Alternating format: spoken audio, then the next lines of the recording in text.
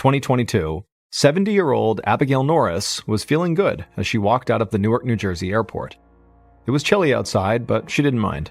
She'd just spent 9 weeks at a friend's house in Southern California. Every day had been filled with sunshine and strolls along the beach. It was the most relaxing winter of her life. Even her chronic back pain felt better in the mild weather. For decades, Abigail had suffered joint pain from osteoarthritis, and she also had lower back pain that made it hard to even comfortably sit upright, let alone move around. But considering how well she felt right now, she was starting to think that maybe she should just go to California every winter. 3 months later, Abigail woke up suddenly in the middle of the night with a sharp pain in her stomach. She fumbled for the lamp on her bedside table, flicking on the light just as another stabbing pain hit her. She groaned and curled up into the fetal position until the room started spinning. Then a wave of nausea hit her, and she hurried to the bathroom just in time to lean over the toilet to vomit. And she would vomit into that toilet bowl over and over again until she was coughing up this yellowish-green bile that came from her liver. And every time she felt like she was done throwing up, another wave of nausea would hit, and she would throw up again. It was actually Abigail's third vomiting fit in the past few months. She'd gone to the emergency room the last 2 times, but the doctors didn't know what was wrong. Both times, the pain went away on its own, and she was discharged. She had no idea what was causing these symptoms. At first, she wondered if maybe this was some awful side effect of a migraine, which are very severe, debilitating headaches. She used to suffer from them all the time, but they never affected her gut or made her this violently ill. And this particular vomiting spell was the worst one so far. More than an hour passed by before Abigail felt certain she was done throwing up. By then, she felt weak and shaky, and the pain in her abdomen was becoming unbearable. Abigail gathered her strength and managed to get herself dressed. She found her purse and staggered out to her car. Even though she feared it would be another waste of time, she knew she had to get to the hospital again. The next morning, Abigail was laying in a hospital bed, vomiting yet again, but this time into a disposable bag. She had been admitted to the hospital, and then an ER doctor had ordered blood and urine tests along with a CT scan of her abdomen. While waiting for the results, he gave her medication for her pain. He also started her on broad-spectrum antibiotics in case she had a bacterial infection. But none of it helped with her stomach cramps and nausea or the vomiting. Abigail could not stop puking even though her stomach was completely empty. She was exhausted and her stomach hurt so badly that when she wasn't throwing up, all she could do was lie in bed with her eyes closed. Just then, Abigail heard someone come into the room, but she felt too weak to open her eyes. A nurse asked her if she wanted more pain medication. Abigail just shook her head and said no. The pain medication they had given her in the emergency room had not helped, so there was no point in taking any more. Besides, Abigail felt like she'd just throw up anything they put in her system, so she'd rather tough it out and let her stomach rest.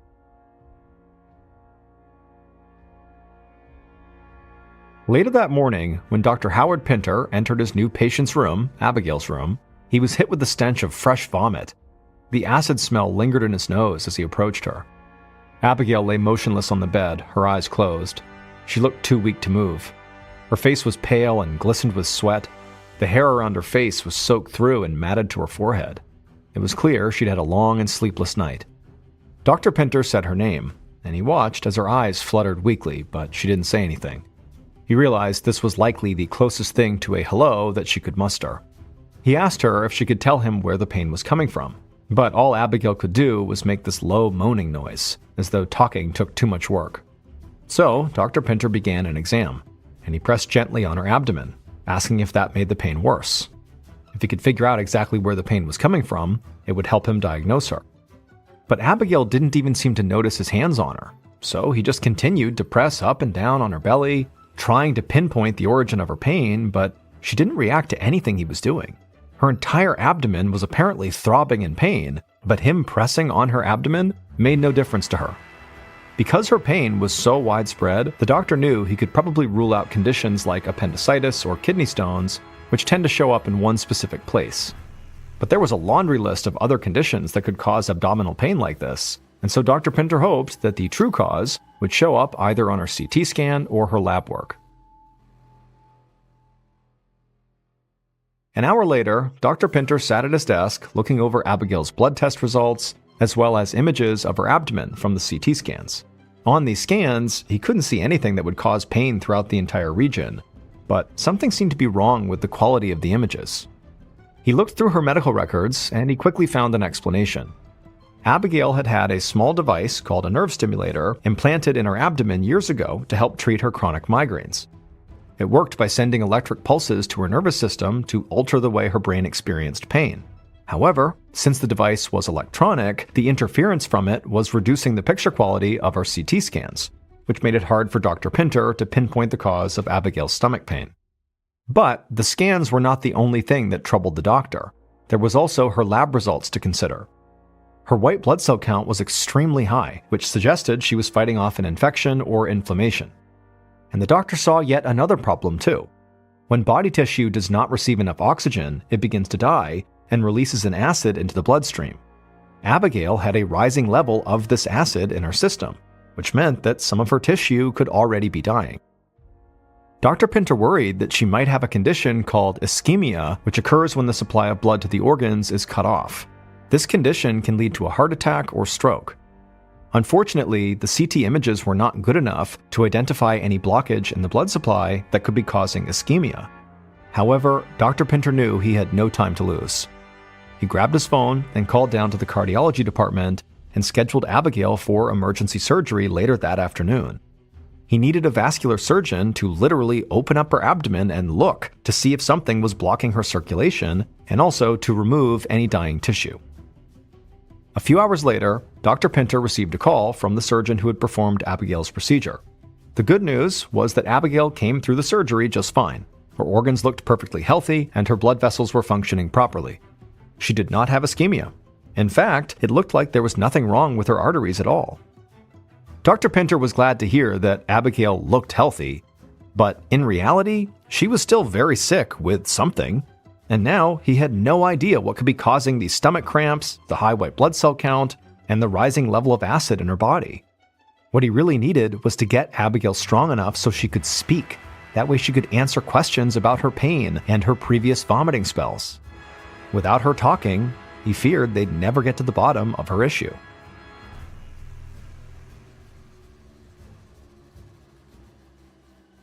Three days later, around lunchtime, Abigail was eating some Jell-O in her hospital bed.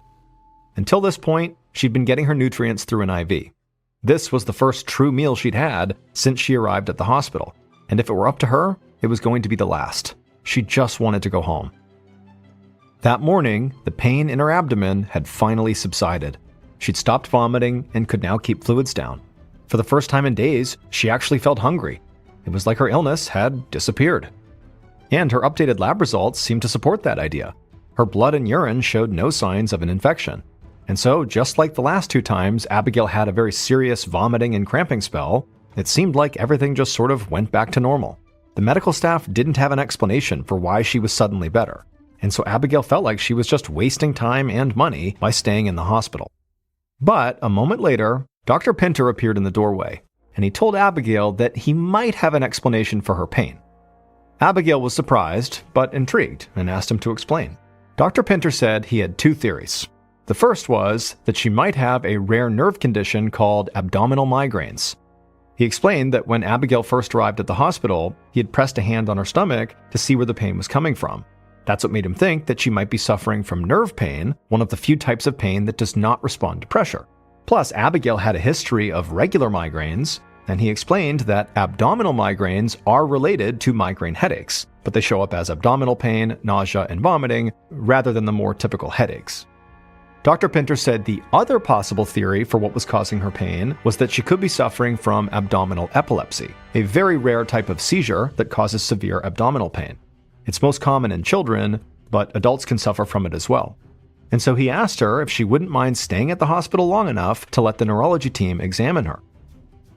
Abigail admitted that Dr. Pinter might be onto something, but she just could not spend any more time in the hospital. So she made a deal with him. If he discharged her, she would book an appointment with the neurologist who had been treating her migraines over the past 20 years to see if maybe he thought either of those theories were what was going on with her. Dr. Pinter said they had a deal. The following day, Abigail was home and she sat down at the desk in her bedroom. she logged onto a Zoom call for a meeting with her neurologist, Dr. Randall Bergen. Dr. Bergen was not just a neurologist, he was also a psychiatrist, and he had been Abigail's doctor for over 2 decades, though she hadn't seen him in a long time. When her nerve stimulator was implanted a few years ago, her migraines had cleared up almost completely, so there really hadn't been a need to speak to him. But now, she told him all about her vomiting spells and Dr. Pinter's theories that maybe she had abdominal migraines or seizures. She also told him about her blood tests, CT scans, and exploratory surgery. None of the doctors could find evidence of anything physically wrong with her. And finally, she told him how her pain just suddenly went away after a few days in the hospital. And she said the same thing had happened twice before since coming back from California. Dr. Bergen was quiet for a moment, clearly thinking over all the information. Then, he asked her a question that nobody had thought to ask her before. Dr. Bergen wanted to know if Abigail smoked marijuana. Abigail was surprised. She assured him that she had never smoked marijuana, but she had eaten it. When she was in California, Abigail's friends kept telling her that weed gummies could help with her chronic back and joint pain, and so she'd given it a try. And sure enough, the gummies had really helped. Whenever she ate a gummy, it was so much easier to move and walk around or even just do housework. So, ever since she got home from California, she'd been eating 6 weed gummies a day. When she was in the hospital, she hadn't told Dr. Pinter about the weed gummies because she was embarrassed. Besides, the gummies were supposed to reduce nausea, so she didn't think it was relevant anyways. That's when Dr. Bergen explained that Abigail was suffering from something called cannabinoid hyperemesis syndrome. It's caused by prolonged use of high-dose cannabis and is characterized by nausea, vomiting, and abdominal pain. Researchers don't know why some people have this reaction to the chemicals in marijuana, but it's thought that the intolerance could be genetic. The good news was that if Abigail discontinued her use of the weed gummies, her painful vomiting spells would stop. And in fact, that's what was happening each time she was hospitalized. She didn't have access to marijuana gummies, and so after a couple of days, the pain would subside.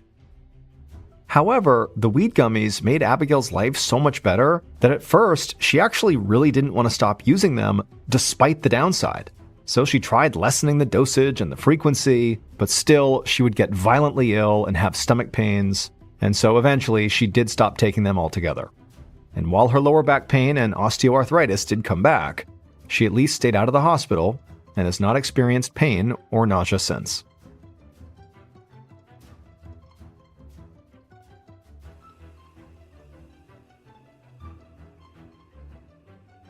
And now here's our second story called A Spoonful of Sugar. On a warm spring afternoon in 2011, a woman named Brooke Scott arrived at her lively real estate office in Massachusetts with a box of warm chocolate chip cookies for her staff. Brooke walked from cubicle to cubicle, handing out cookies and patting people on the back to celebrate a huge sale for that month. But when Brooke arrived at the cubicle belonging to an agent named Kelly Romano, she stopped short. Normally, 52-year-old Kelly had the energy of a woman half her age, constantly chatting with clients and combing through the latest listings. Today, though, Kelly was hunched over in her chair. Her face was pale and slick with sweat, and she stared at the box of cookies in Brooke's arms with glassy eyes. Kelly reached for one of the cookies, but when she stood up, she swayed back and forth before her knees buckled and she sank back into her chair. Brooke just shook her head. She couldn't smell any alcohol in Kelly's breath, but it was clear. Kelly was drunk in the office. Again. Brooke whispered to Kelly that they had talked about these day-drinking episodes several times over the past year, but Kelly insisted she was sober, and Brooke was making a big deal out of nothing. But Brooke had had enough. She told Kelly to take some time off, and then picked up the phone to call her a ride home. The following day, Kelly went out to her to always keep some fast-acting carbohydrates like juice or candy on hand for whenever she felt lightheaded or woozy. Even though Kelly was still totally shocked by what had just happened to her, she was grateful to know what was actually wrong with her. This was hypoglycemia. However, she had to figure out why she became hypoglycemic. A few days later, Kelly sat across from her doctor, hoping for a plan or some sort of medicine to keep these episodes from happening to her again. Aside from these episodes being terrifying, she also just couldn't afford for people to think she was drunk all the time. The doctor explained that most likely her body was making too much insulin, the hormone that regulates the amount of sugar flowing to the cells, especially the brain. Insulin is very important, but too much of it can pull too much sugar out of her bloodstream, robbing cells of their fuel. And so her brain didn't have the energy it needed to help her remember things or talk, and she didn't have the strength to stand up. That's why she was passing out in the middle of the day like she was drunk. But when the doctor looked over her most recent blood test, he was surprised. He told her that her insulin levels were slightly elevated, as if she had just eaten, even though she hadn't. But he told her to just keep an eye on it and keep an emergency stash of jelly beans on hand, just in case her blood sugar plummeted again.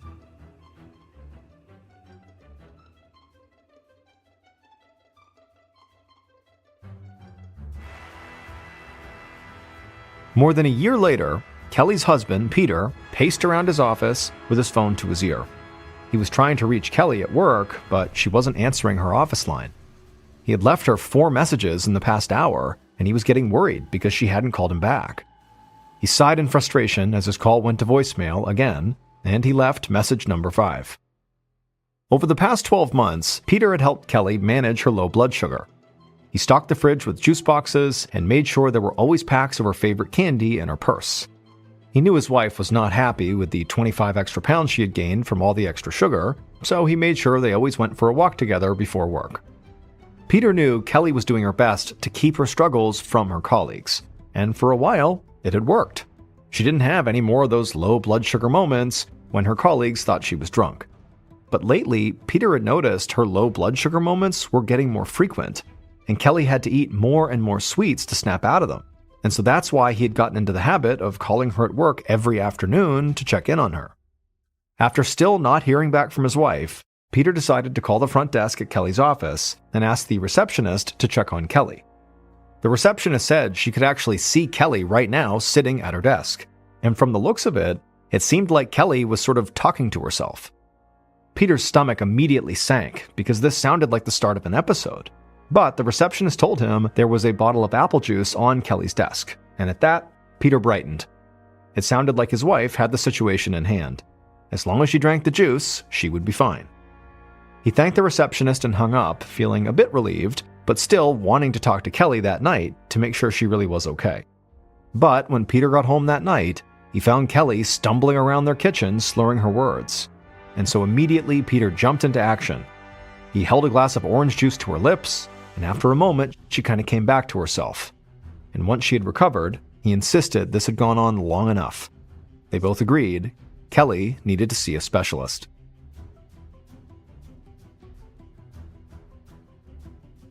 A week later, Dr. Frank Miller listened as Kelly described her embarrassing episodes and the constant suspicion that she was drunk at work.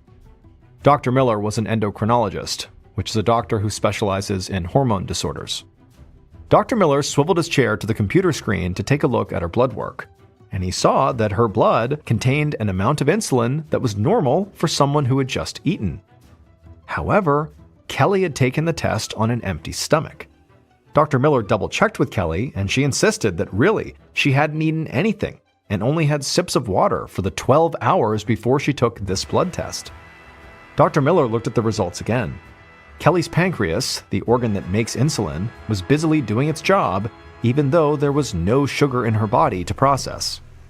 Dr. Miller thought he might know what was wrong with Kelly. He explained that he wanted to run one more test to confirm his suspicions. But this test would involve more than just another vial of blood.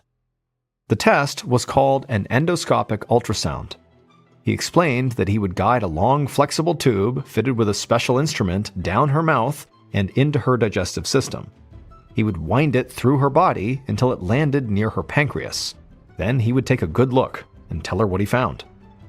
By the look on Kelly's face, Dr. Miller knew the thought of him snaking a tube through her insides made her uncomfortable. But he assured her she would get through the procedure just fine. And she would. When she awoke from the procedure, Dr. Miller was happy to report that he'd located the reason for her last few years of misery. The endoscopic ultrasound showed a blob the size of a pencil eraser on Kelly's pancreas. This blob was a benign tumor called an insulinoma, which was made of cells that produce insulin. Normally, the body tightly controls how much insulin the pancreas makes, but the cells in this tumor pumped out insulin constantly, whether the body needed it or not. And so all that extra insulin kept her blood sugar low no matter how much sugar she consumed. In 2013, the tumor was successfully removed. Kelly's life went back to normal. She stopped needing to eat so many sweets, she was able to lose the extra weight she had put on, and the rumors of her day drinking were finally put to rest.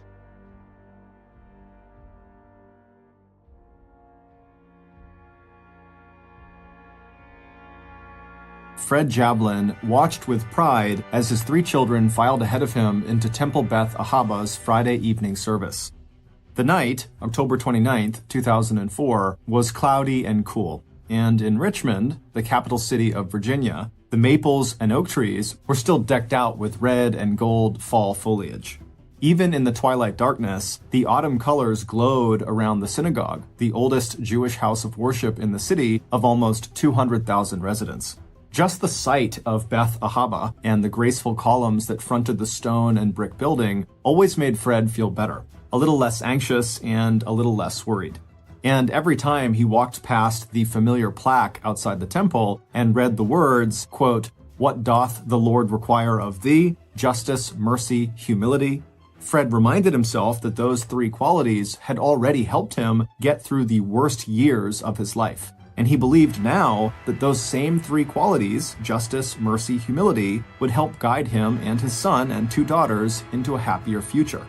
As the Jablins took their usual seats and exchanged quiet greetings with friends and acquaintances, Fred did what he always did.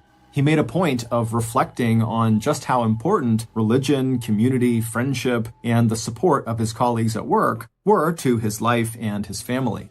And the power of gratitude was just one of the very hard lessons Fred had learned during the last 5 years, when the cracks in his marriage of almost 2 decades had become too deep to patch up. As a well-known and highly regarded college professor who had been one of the early pioneers in the field of organizational communication, Fred had truly believed 5 years ago, back in 1999, that he and his ex-wife, Piper Roundtree, could work together to resolve their differences. But that was before he had found out about his wife's affair with a local doctor. And while that affair was the tipping point for Fred's decision to file for divorce the next year, in March of 2001, that affair had really just been the final betrayal in a series of events that still had the power to shock him, even now, 2 years after he and Piper had officially ended their marriage. As Fred settled into his seat and prepared for the Shabbat, the service that would celebrate God's creation of the world and mark the beginning of a 24-hour period of rest and reflection, he thought how close he had come to losing his job and to losing the trust and respect of his neighbors and coworkers. In the terrible lead-up to the divorce, Piper's behavior had become more and more erratic. The medications she was taking for depression and attention deficit disorder did not seem to be enough to stabilize her moods or decrease her sense of anxiety or discontent. But it wasn't until Piper began calling police and reporting that Fred was physically abusing her and accusing him of trying to drug her that Fred had finally understood just how broken their relationship really was. By then, they had already tried marriage counseling, and Piper had moved out of their family house several times to stay with her best friend in Richmond. But even then, somehow Piper and Fred had still managed to limp along, despite the difficulty Piper had in holding a job, despite the fact that she had a law degree, and her increasing unreliability in caring for the kids, even after she chose to stay at home rather than work outside of the house. But then came the afternoon 4 years ago when police arrived at the University of Richmond, where Fred had a tenured teaching position. Earlier that day, Piper had gone to the Henrico County Magistrate's office and sworn out an arrest warrant and restraining order against her husband. Of course, it hadn't always been that way. Back when Fred, an up-and-coming professor, and Piper, a student in her final year, met back in 1981 at the University of Texas in Austin, they seemed to have exactly nothing in common. And when Fred, who was 8 years older than Piper, first met Piper through another professor, Fred did not even recognize her as one of the many students who had attended one of Fred's classes the year before. While 21-year-old Piper was one of 5 children from an old Texas family that had lived in Harlingen, a small town just 30 miles north of the Mexico border, 29-year-old Fred was one of 2 brothers who were born and raised in a mostly Jewish working-class neighborhood just 20 miles east of New York City. While Piper was hands down beautiful, with her dark hair and dark eyes and petite but athletic build, Fred was thin and balding and completely average-looking, except for the intelligent eyes and the playful grin that clued people in to his wry and entertaining sense of humor. And their outlook on the world turned out to be just as different as their appearances. Fred was a great believer in rational thinking, and where he viewed the world in terms of black and white and took great comfort in set routines, Piper was a free spirit who loved to paint and who would, over time, fill the couple's house with adopted and rescued animals, from birds to a pet ferret. But 2 years after their first meeting, Fred and Piper were married, and over the next 6 years, Piper would eventually get her law degree, cycle in and out of 2 jobs, and then give birth to their oldest child, their daughter Jocelyn. Their son Paxton would arrive 3 years later, and their youngest, Callie, would arrive 3 years after that. And for a long time, it seemed like Fred and Piper's differences actually brought out the best in each of them. Fred became less rigid in his thinking, and Piper seemed to blossom in the light of Fred's affection and devotion to her and the children. But over time, the charm of their opposite personalities seemed to wear very thin. Fred was never a big fan of Piper's family and took to skipping Piper's family reunions. For her part, Piper didn't really connect with Fred's family either, and when his parents died, she opted not to go to either of their funerals. But when Fred got the job offer from the University of Richmond, which came with a $30,000 a year bump in pay, both Piper and Fred agreed that, financially at least, the move from Texas to Virginia made all kinds of sense for their family. The extra money meant that Piper did not have to worry about working if she didn't want to, and she could hire a cleaning service to take care of the house, along with a nanny who could help with the kids. And at first, Fred was sure that the move had given all of them a fresh start. But by 1995, 12 years after they had gotten married, and just 1 year after their move from Texas to Virginia, Fred and Piper were seeing a marriage counselor. Piper was just not able to pass the Virginia bar exam. That's the test that would have allowed her to practice law in Virginia. And even though she had been reluctant to leave her close-knit family in Texas, Piper was not prepared for just how much she missed her mother and siblings. Particularly her older sister Tina, who had always been available to help babysit the kids and to take Piper's side in any of the complaints Piper had about Fred. Prone to postpartum depression, the arrival of the Roundtree Jablon's third baby a year after the move to Virginia seemed to send Piper into a tailspin. But even therapy, both marriage counseling and private therapy with a psychiatrist, did not stop Piper from racking up nearly $52,000 in credit card debt any more than it would reverse the couple's slide into divorce a few years later. But still, nothing in those rocky years could have prepared Fred for that afternoon when Piper had orchestrated his arrest on that charge of domestic violence. Even now, sitting inside the place of worship he had returned to after the divorce, Fred could feel the shame and stunned surprise he felt as he left his office under police escort, hearing the whispers of students and seeing the shock on the faces of his Piper. And when the judge examined the evidence of Piper's erratic behavior, the times when she had simply forgotten to pick the children up from school or other activities, and the complete lack of evidence that Piper was a victim of domestic violence, the judge granted Fred temporary custody of Jocelyn, Paxton, and Callie. Until that moment, Fred had believed that the love he and Piper shared for their 3 kids might be enough of a foundation for them to have a civil divorce. Instead, the children became the battlefield for a bitter custody fight. In the end, the court had not believed any of Piper's charges of abuse, and when Fred had filed for divorce, he did so on the grounds that Piper had been unfaithful. He had cited Piper's affair with their oldest daughter's doctor, although it would turn out that there had been other men too, maybe even going back to the mid-1990s. And there was nothing quick or easy about how they reached a settlement. Piper had repeatedly asked for delays in the divorce proceedings until finally, in 2002, almost a year to the date after Fred had filed for the divorce, when Piper did not show up for a hearing on finances and custody, The judge went ahead and made a final ruling without her, and that ruling would turn out to be absolutely devastating for the one-time stay-at-home mom, because on all fronts, Piper would wind up losing. According to that judgment, Fred, whose money had been used to purchase their house in Texas and their house in Virginia, and whose retirement account was much larger than Piper's, would get nearly all the couple's property and liquid assets. But it was the judgment on custody that would completely sever the bond between the parents, because when Fred would eventually press for full legal and physical custody, the court sided with him. That meant that Piper would need to go through Fred to make any and all arrangements to visit their 3 kids. And as far as support payments went, citing Piper's potential as an attorney to out-earn Fred's own salary as a professor, the court also agreed that Fred no longer needed to pay Piper support money, and that going forward, it was Piper who would need to get a job and pay Fred $890 in child support every month. Fred had had no illusions that Piper would actually make those payments, at least not on a monthly basis. And he was right. Piper had tried twice to declare bankruptcy as a way of setting aside the whole divorce decree until a federal bankruptcy court actually prevented her from filing a 3rd time. But Piper's new financial obligations did mean that in order to practice law, she would need to move 1,200 miles away back to Texas, where she had passed that state's bar exam and could practice law. But even though Piper had been the loser in the battle over custody, she had found ways to strike back at Fred. And when it came to revenge, Piper had a lot of help from her sister Tina. And just thinking of Tina made Fred's body tense. Immediately following the court ruling on child support and custody, Tina had written a 43-page so-called psychological profile of Fred.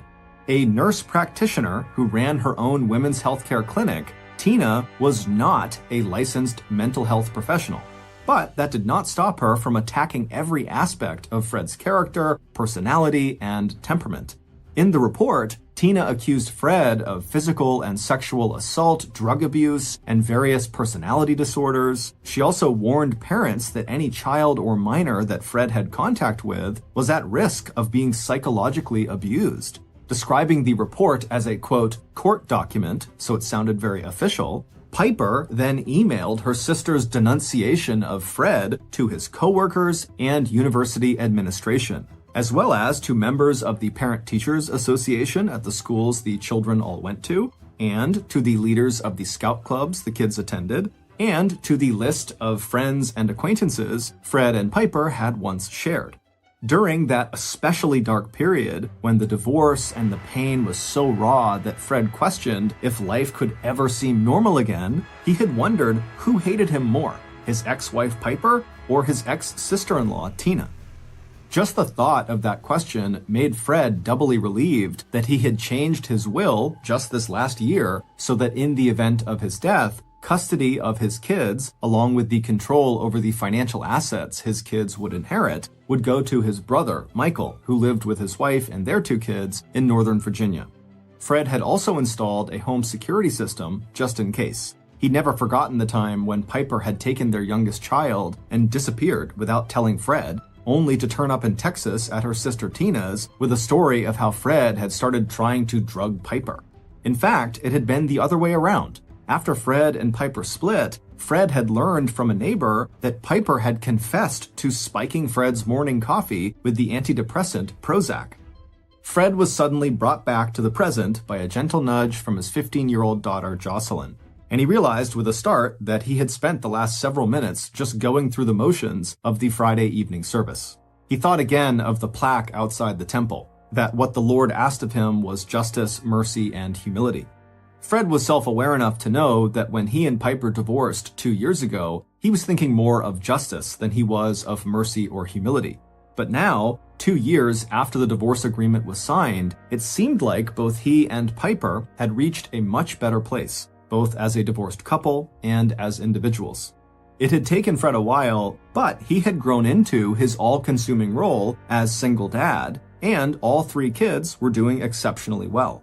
He loved taking the kids to their after-school and summer activities. They had become close to their uncle, Fred's brother Michael, and just 5 months earlier, Fred had ventured out into the dating world and had begun a promising relationship with another single parent, a down-to-earth woman named Charlene. As for Piper, she had begun dating soon after returning to Texas, where she now lived in Houston, very close to her sister Tina. Piper had her own small law practice, but made most of her income doing research into land titles. It was steady work that did not require a law degree, and it paid well enough that she had been able to afford a house of her own, a new black Liberty Jeep, and a lifestyle that seemed comfortable and secure. Even though Piper was often behind on child support, Fred was accommodating about any plans Piper could make to see their kids. In fact, just a few weeks earlier, Piper had come east and taken all 3 kids on a long weekend camping trip in one of Virginia's beautiful national forests. And even though her in-person visits with the kids were not as long or as many as Piper wanted, it wasn't unusual for her to call the kids more than once a day. Maybe, Fred thought as he gave Jocelyn a nudge back to show her he was paying attention again, maybe he and Piper both were ready to practice mercy and humility. Back at the Jablin house on Hearthglow Lane, Fred pulled into the driveway of the detached 2-car garage. A moment later, the children piled out of the Ford Explorer and made their way inside the handsome brick and wood 2-story house set on a slight rise and surrounded by stately trees. Halloween had always been Fred's favorite holiday, and he and the kids had bagged up most of the fallen leaves and stuffed them into leaf bags that were the shape and color of carved orange pumpkins. Throughout the quiet and affluent subdivision, with its neat green and white welcome sign that read Kingsley, homemade scarecrows and ghosts made out of white sheets watched over the comfortable homes, all set back from the road, some with living rooms and kitchen lights shining through the windows. Once inside 1515 Hearthglow Lane, Fred wasted no time shepherding the 3 children off to bed. It was around 10 p.m. when he had said his final goodnight and headed back downstairs to clean up and give Charlene a call before heading to bed himself. By the time Fred had switched off his bedside light and settled down to sleep, the painful memories of the past had been replaced with a sense of pleasant anticipation for the weekend ahead. Tomorrow was Saturday, and while the children slept in, Fred would enjoy his coffee and newspaper, and after that, all 4 of them would have a busy day, going to the annual neighborhood pumpkin festival, spending time together and with friends, and putting the finishing touches on their costumes. And on Sunday, they would all enjoy the kind of safe scares that came with going door to door trick-or-treating. At 6:37 a.m. the next morning, Fred Jablin's next-door neighbors awoke from a deep sleep to the sudden sound of 3 gunshots. Getting out of bed and stepping to the open window, former Marine Bob McCardle pushed aside the curtain and saw a shadowy figure running across his front yard and then disappearing into neighboring house lots.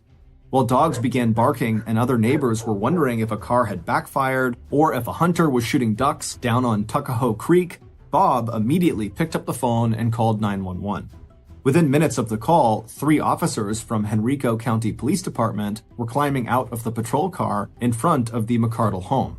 Spreading out across the lawns of Hearthglow Lane, they used flashlights to search in the darkness for the source of the disturbance. But after 20 minutes, the officers reported back to Bob that they had not found anything suspicious.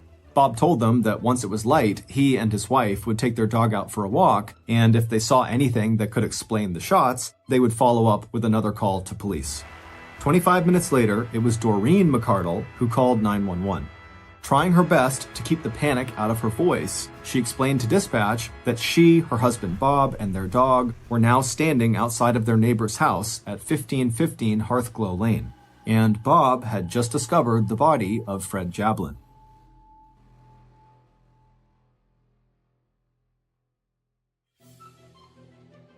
The single dad and prominent Richmond University professor was lying in his driveway alongside the family car, his body stretched out on a thin carpet of blood-soaked leaves. This time, Henrico police responded with a flood of emergency and medical personnel, and within minutes, the quiet neighborhood was alive with flashing lights and sirens. But their response was too late. Fred Jablin was dead. Even as officers strung yellow crime scene tape around the half-acre lot of the Jablin home, a SWAT team had entered the house to make sure the murderer was not inside, and if necessary to rescue the 3 sleeping children. but the house was empty except for Fred's kids. As Jocelyn was escorted out the back door so she would not see her father's body lying in the driveway, the 15-year-old turned to the police officer at her side and she asked him to please make sure her brother, sister, and father got out. By 8:30 a.m. that Saturday morning, Henrico County homicide investigator Kobe Kelly had arrived on the scene and pushed the investigation into high gear. A 4-year veteran of the police force, the 6-foot 2-inch tall detective was just 32 years old, but he had a well-deserved reputation for professionalism and for getting results. The Roundtree Jablin children were quickly sheltered at the home of a local police officer who knew the Jablins and lived in the same area. A special victims unit was on its way to help break the terrible news of their father's death and to find out what the children may have heard or seen that morning. Detective Kelly's initial examination of both the outside crime scene and the inside of the house showed no evidence that this had been a robbery gone wrong. There was no sign that anything had been taken. And unfortunately, the neighbor who had made the 911 call to police after hearing gunshots and seeing a figure run across his front lawn could not even identify whether that person had been a man or a woman. Hopefully, the crime scene techs, who were already there collecting any physical evidence and dusting for fingerprints, would be able to provide more information. But at first glance, it looked to Kelly like this had been a premeditated crime, planned by someone who must have known Fred Jablin's morning routine well enough to be lying in wait for him when he stepped outside in the dark that morning to pick up the newspaper that had been tossed onto his driveway. But even before Kelly heard back from the officers he'd sent out to knock on doors and collect information and search for the murder weapon, Kelly knew that there would be plenty of suspects in this case. The victim had been a high-profile college professor with a reputation for working closely with students, any one of whom might have harbored a grudge related to perhaps a failed thesis or maybe a bad grade. With that in mind, Detective Kelly also sent a team out to the University of Richmond, 6 miles east, to able to provide more information. But at first glance, it looked to Kelly like this had been a premeditated crime, planned by someone who must have known Fred Jablin's morning routine well enough to be lying in wait for him when he stepped outside in the dark that morning to pick up the newspaper that had been tossed onto his driveway. But even before Kelly heard back from the officers he'd sent out to knock on doors and collect information and search for the murder weapon, Kelly knew that there would be plenty of suspects in this case. The victim had been a high-profile college professor with a reputation for working closely with students, any one of whom might have harbored a grudge related to perhaps a failed thesis or maybe a bad grade. With that in mind, Detective Kelly also sent a team out to the University of Richmond, 6 miles east, to treat Fred's personal office as a crime scene and to interview faculty and students. The detective also started the process of obtaining search warrants, putting in a subpoena for any relevant phone records. But even as the investigator watched a crime scene tech carefully bag a copper-jacketed hollow-point bullet they'd found to the right of the body, Detective Kelly already had the name of the person he was most interested in talking to. In any homicide investigation, the most likely suspects are those with the closest and most intense relationships to the victim. And even though Fred Jablin's ex-wife, Piper Roundtree, lived 1,200 miles to the west in Houston, Texas, she was still number one on Detective Kelly's suspect list, especially when he heard from the first officers on the scene that Fred and Piper had gone through a very messy divorce just 2 years earlier, and that custody of the 3 kids was still an ongoing issue. By 10 a.m. that morning, the oldest of the Roundtree Jablin children had told police that she had heard a gunshot early that morning but had gone back to sleep. The younger 2 kids both told police that they had each had separate phone conversations with their mom the afternoon and evening before. She told them she was calling from Galveston, Texas, where she was researching a land title. She'd also told 12-year-old Paxton about a raccoon that was living under the porch of her house. Knowing that the first 48 hours of any investigation are often the most crucial, Detective Kelly was determined to check out every possible lead. And even though Piper had told her children she had called last night from Texas, Detective Kelly still ordered investigators to check for any passengers named Piper Roundtree who may have flown into Richmond from Houston, Texas over the last several days. By 2:30 p.m., Michael Jablin had been informed of his brother's death, and he and his wife were in their car traveling south to Richmond. And by 3:30 p.m., just 8 hours after the McCardles had discovered Fred's body and made their second 911 call, Detective Kelly had already caught a major break in the investigation. His investigators had in fact discovered that a passenger by the name of Roundtree had flown out of Virginia's Norfolk Airport just 3 hours earlier on a Southwest Airlines flight that was due to arrive back in Houston's Hobby Airport at 4:30 Houston time, which meant 5:30 Virginia time. But there was one problem. The passenger's first name was not Piper. Instead, it was a name Detective Kelly had not yet heard: Tina. Detective Kelly had already found a good picture of Piper Roundtree in one of her children's bedrooms, and the driver's license picture on file for the plane ticket his investigators had discovered was definitely a different person. Instead of dark brown hair, Tina Roundtree had shoulder-length blonde hair. Glancing at his watch and seeing he had 2 hours before the plane carrying Tina Roundtree was due to arrive at Hobby Airport in Houston, Detective Kelly rolled into action.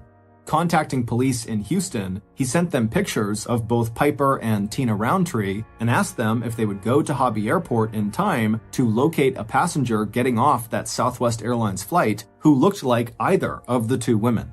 But it would turn out that Detective Kelly was now in for a series of disappointments. Whoever that passenger named Tina Roundtree was, she had managed to disembark, collect her checked bags, and apparently leave the airport in Houston without being intercepted or recognized by Houston police.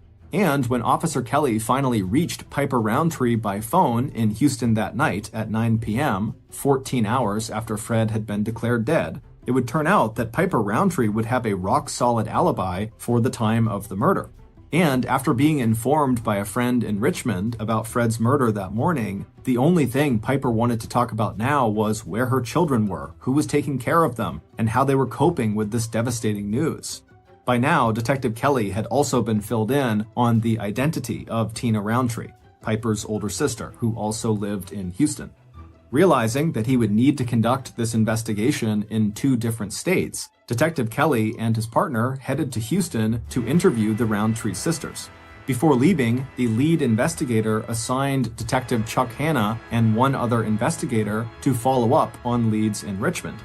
At Detective Kelly's first official interview with Piper on Sunday, October 31st, Fred's ex-wife denied any involvement in Fred's murder.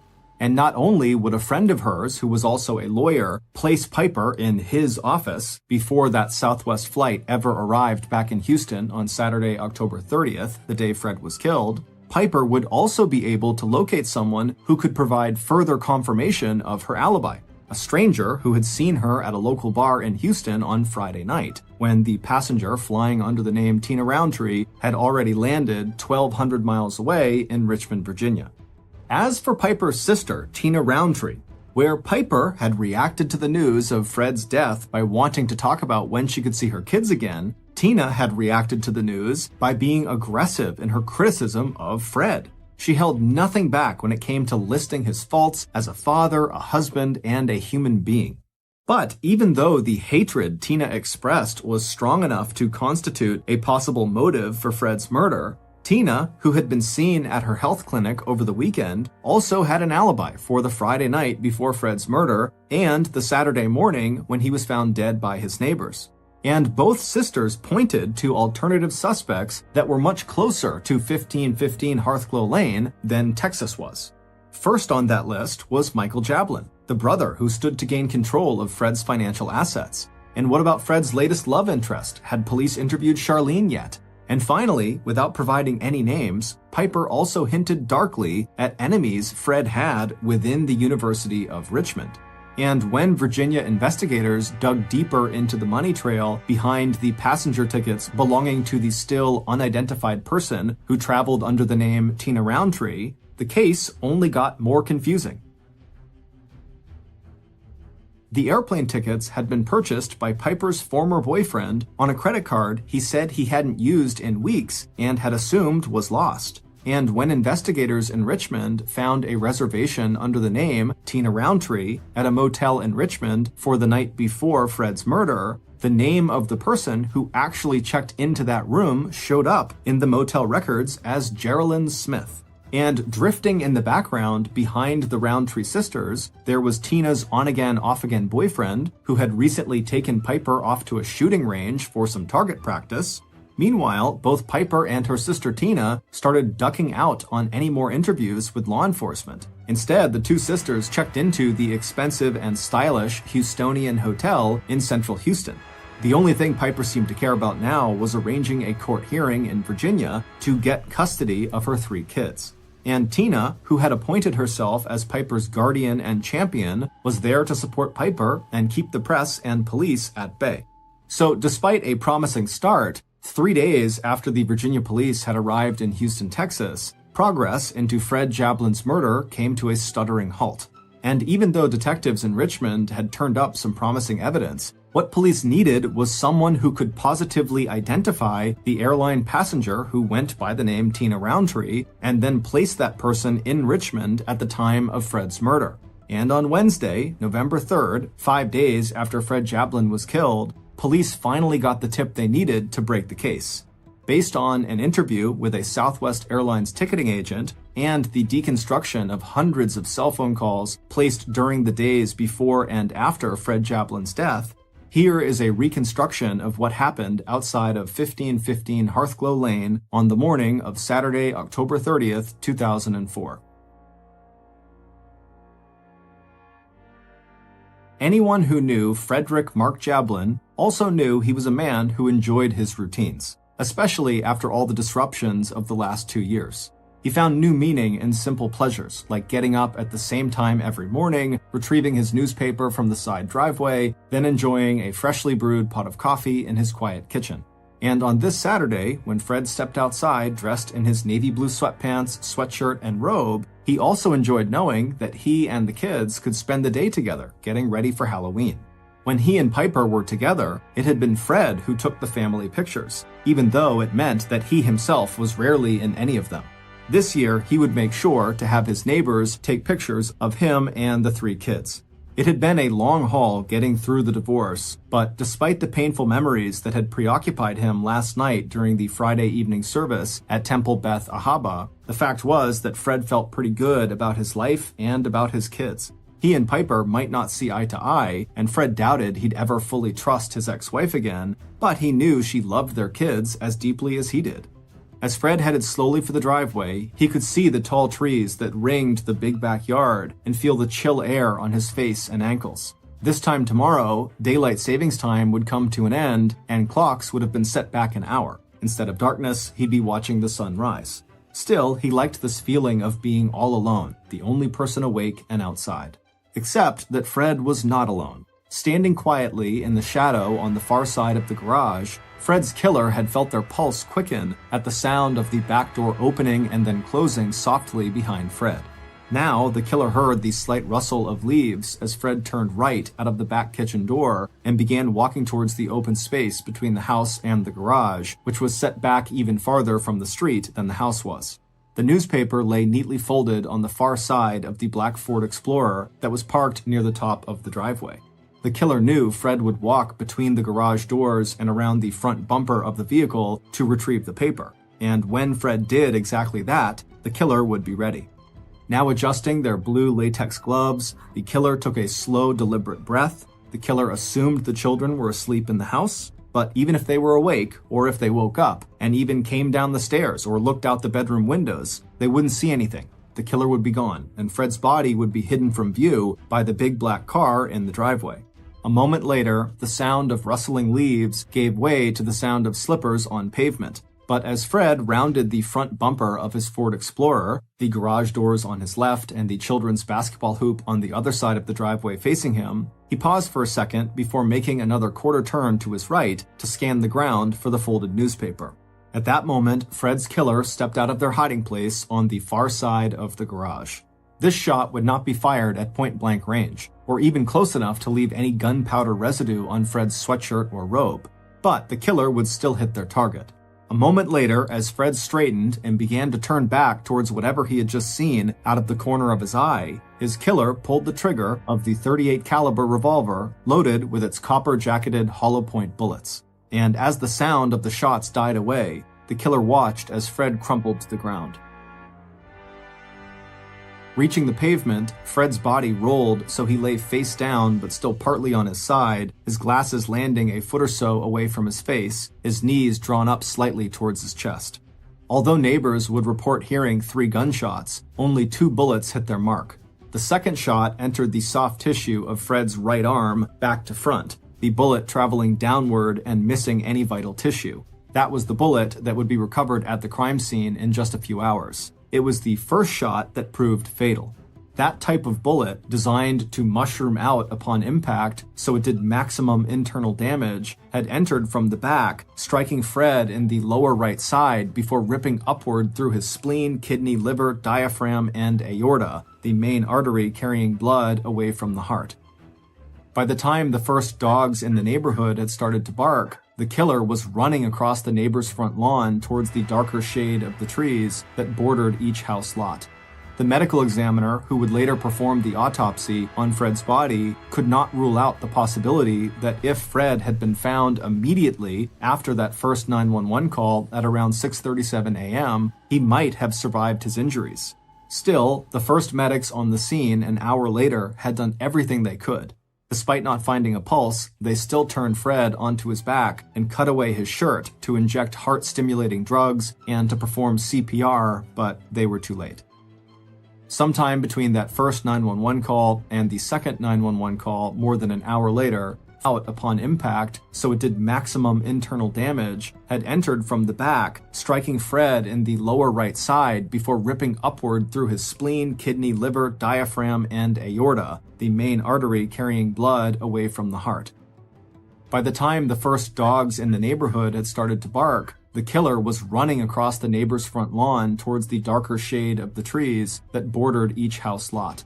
The medical examiner, who would later perform the autopsy on Fred's body, could not rule out the possibility that if Fred had been found immediately after that first 911 call at around 6:37 a.m., he might have survived his injuries. Still, the first medics on the scene an hour later had done everything they could.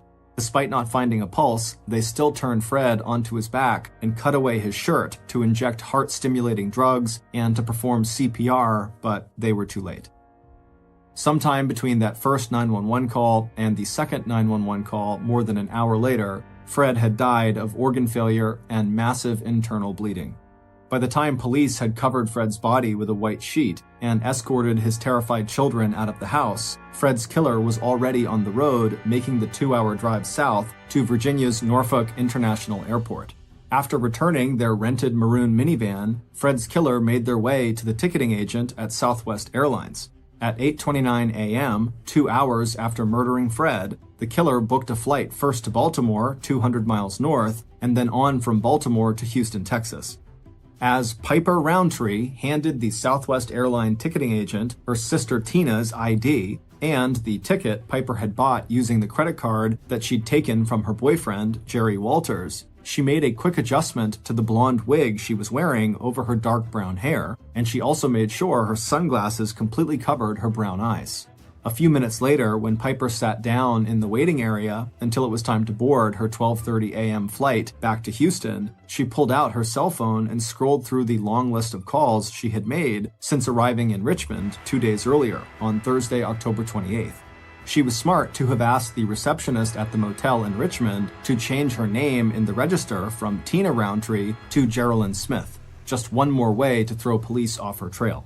And when the police did come to question her, she could honestly tell them that things with Fred were so much better now than they had been 2 years ago. But for Piper, her camping vacation earlier in the month with the kids had finally shown her that getting along better with Fred still wasn't enough. The person her children really needed wasn't their father, it was her, their mother.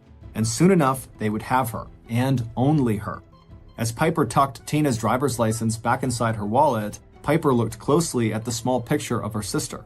Tina was a little taller and heavier, her hair was blonde and her eyes were a bright blue, but when Piper wore the wig and dark glasses, all people saw were the similarities in the sisters' faces and expressions and that wide Roundtree smile. But it would turn out that Piper's disguise, like her alibi, was not quite as good as she thought it was.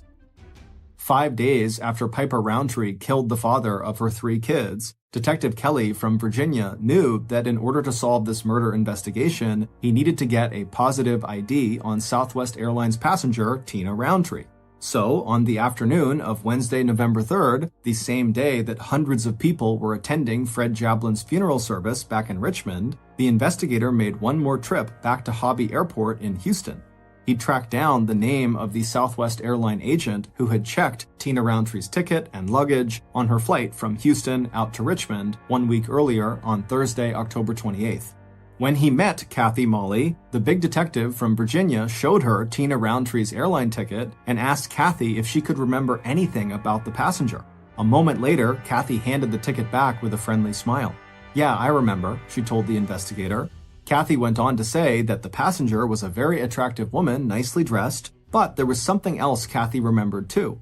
The passenger was obviously wearing a blonde wig, and along with her suitcase, she was carrying a gun. And when Detective Kelly showed Kathy the pictures he now carried with him everywhere, one of Tina Roundtree and one of Piper Roundtree, Kathy didn't even hesitate before tapping the photo of Piper. "That's her," Kathy said. "That's the woman who checked the gun." On Monday, November 8th, 2004, 10 days after Fred was shot to death outside of his home on Hearthglow Lane, Henrico County Police charged his ex-wife, Piper Roundtree, with first-degree murder. Piper was arrested shortly after leaving a custody hearing in Virginia, at which Piper asked the court to grant her, and not Fred's brother Michael, custody of the 3 Roundtree Jablin children. In addition to having been identified as the passenger traveling to and from Richmond under the name Tina Roundtree, Piper's cell phone records had also placed her in and around Richmond from Thursday, October 28th through the morning of Saturday, October 30th, the morning of Fred's death.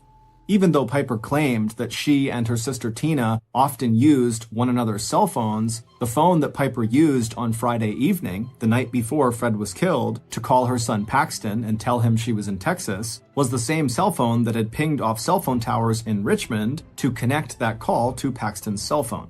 As for Piper's alibis, it would turn out that after checking credit card receipts, the man who had placed Piper in the Volcano Bar in Houston on that Friday night before Fred's murder had made a mistake.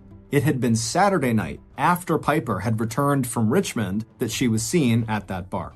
And although Piper's friend and former law colleague would insist to Virginia investigators that he had talked to Piper in Houston midday on Saturday, before that Southwest flight from Baltimore arrived in Houston, it turned out that he had made an earlier statement to a reporter saying that the first time he had seen Piper in nearly a year was the day after Fred's murder, Sunday, October 31st, when she would have already been back in Houston for nearly 24 hours. On Saturday, February 26, 2005, 1 year and 4 months after Fred was murdered, a Virginia jury spent less than 1 hour in deliberations before coming back with a guilty verdict in the trial of Piper Roundtree. Her defense attorney argued, unsuccessfully, that the real murderer was Piper's sister, Tina, and when Piper herself took the stand, she implied the same thing, while at the same time insisting to the end that she herself had absolutely nothing to do with Fred's murder. When asked point blank if she wanted the jury to think her sister Tina committed the murder, Piper replied, "I have no idea what happened." Piper would use that same refrain when she was asked how her cell phone had appeared in Virginia in the days before and on the day of Fred's murder, or why she decided to brush up on her shooting skills the week before Fred's death, or why she had used her boyfriend's credit card to purchase a blonde wig, or how her black Liberty Jeep had wound up in the parking lot at the Hobby Airport in Houston from Thursday, October 28th to Saturday, October 30th, Piper told the jury she either had no idea how those things could have happened, or that they were just meaningless coincidences that had nothing to do with Fred's murder. 2.5 months later, on May 7th, 2005, Piper was sentenced to life in prison. Her first request for parole in 2020 was denied. She will be eligible for parole again in 2033 when she will be 72 years old. On Friday, November 4th, 2005, days before Piper's trial for murder, Piper's sister, Tina, pled guilty in a Houston courtroom to a charge related to Fred Jablin's murder, attempted tampering of evidence. Tina was fined $300 and sentenced to 80 hours of community service. Tina died in 2020. In 2006, a Virginia court granted full custody of Fred and Piper's 3 children to Fred's brother, Michael Jablin. We'd like to say a special thanks to author Catherine Casey, whose book, Die, My Love, a true story of revenge, murder, and 2 Texas sisters, was our main source in creating this podcast. Because Piper Roundtree has never admitted any guilt or involvement in the murder of Fred Jablin, we relied on the prosecution's evidence and theory of motive to create our reconstruction of this crime. If you're interested in finding out more, please see our source list for additional background and information. Dispatchers hear a lot of interesting stories coming from the other end of the phone. But one group of dispatchers out of Reno, Nevada may win the award for the creepiest 911 calls ever received. When the details of these calls they got were put online, the internet went crazy. Here is their story. There was this old couple that lived about 20 miles east of Reno, Nevada. In 2010, the husband dies, leaving the wife all alone in this house. Shortly after his passing, she began calling 911 2-3 times a week, requesting things like, "Can you please put some water on to boil? Hey, can you change the thermostat?" It was clear she was showing signs of dementia, and the dispatchers were respectful of her and gently told her that this is 911, you can only call if it's an emergency, and at some point the woman would understand her mistake and she would say sorry and she would hang up. No first responders were ever sent out for these calls because it didn't seem like an emergency, it just seemed like a confused elderly person. But no matter how many times they told her, she kept calling back. And eventually her calls took a turn. Instead of calling 911 to ask for help with mundane tasks around the house, she would call 911 believing she was talking directly to her deceased husband, John. The dispatcher would pick up and the woman would say, "John, where are you? John, John." By this time, the dispatchers had gotten so many calls from this woman, they would recognize her address coming through, and they knew what to expect. They would answer the phone, they'd be respectful, and they would tell her, like they always did, "This is 911, you can't call here, you need to talk to your family." And again, they did not send a responding unit out to her because it just seemed like she was confused, not in any danger. But one day when she called, she sounded frantic and scared. "John, please come home, help me, I need help, John, come home." This time, they would send first responders out to the woman's house. When the responding unit arrives at her house just minutes after she had placed the 911 call, they go to the door and they're knocking and they're yelling for her and she's not coming to the door and it's all quiet in the house. The door is unlocked, so they open it up and they announce themselves. They walk inside and immediately they can tell the heat is not on because it's very, very cold inside the house. They look around the first floor and they can't find her, and there's no sign of a struggle or any obvious problems that could have happened inside of the house. So they go upstairs and they start searching all the rooms and no one's there until they get to the last room, and it's the bedroom. They go inside and there's an older woman who's lying on the bed and she's clearly deceased and has been for several hours because rigor mortis had already set in. The police are able to confirm that the woman who's lying on the bed is the same woman who owns the house and lives there. And at this point, they call back to dispatch and they tell them, "Hey, the woman that you claim made this 911 call, well, it can't have been her. Because based on rigor mortis, she was dead at the time that 911 call was made."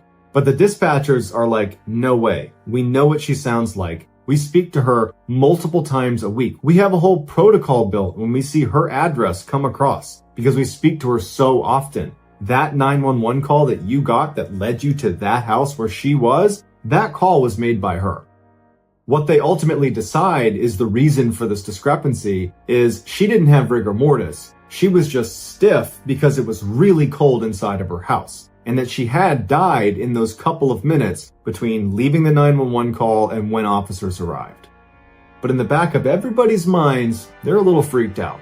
A few days go by and another call is placed to 911 coming from that woman's home address. The dispatcher sees that and has to do a double take, like that's not possible. But they're thinking, okay, this could be a relative, it could be a friend, it could be anything. Picks up the phone and she's shocked when it's the same woman who is frantically yelling for John to come here, save me, help me, I need help. And the dispatcher, who's well aware of the history and well aware that this woman's supposed to be dead, stays calm, goes through the procedure, tries to get more information from this woman, but the call ends abruptly and there's no more information to be had. And so not knowing what else to do, she asks a responding unit to go check this house out. The responding unit goes over to the property. They knock on the door. No one's inside. The door is actually still open. They go in. The house is empty. There's no one there. There's no one that could have made that call. At this point, dispatch is like, okay, this has got to be a prank. But the next day, same thing happens. Here comes a call from the dead woman's house. They pick it up and it's this distraught woman yelling for help. I need my husband. And the dispatcher is trying to get more information, but they can't. And then the line cuts out. Once again, they have to send responders to this location because this woman has called 911 and is saying that she needs help. And once again, the officers get to the house and it's vacant. Just like when she was alive, these calls would persist multiple times a week. They continued even after her house was broken into and burned to the ground. There's not even a house anymore. And there are still calls coming through from that address to 911. Finally, the police get in touch with the phone company and they explain the situation, and the phone company looks at their records and they say, actually, her phone line was disconnected almost immediately. The next day, same thing happens. Here comes a call from the dead woman's house. They pick it up and it's this distraught woman yelling for help. I need my husband. And the dispatcher is trying to get more information, but they can't. And then the line cuts out. Once again, they have to send responders to this location because this woman has called 911 and is saying that she needs help. And once again, the officers get to the house and it's vacant. Just like when she was alive, these calls would persist multiple times a week. They continued even after her house was broken into and burned to the ground. There's not even a house anymore. And there are still calls coming through from that address to 911. Finally, the police get in touch with the phone company and they explain the situation, and the phone company looks at their records and they say, actually, her phone line was disconnected almost immediately after she was deceased. But they tell police there's a chance that it might not have been disconnected properly at the site, and that could be a reason why it's still working. So they send a lineman to go check out the actual property to confirm her lines were disconnected properly and that no wires were getting crossed. And he said all of it checked out. Everything has been detached this whole time.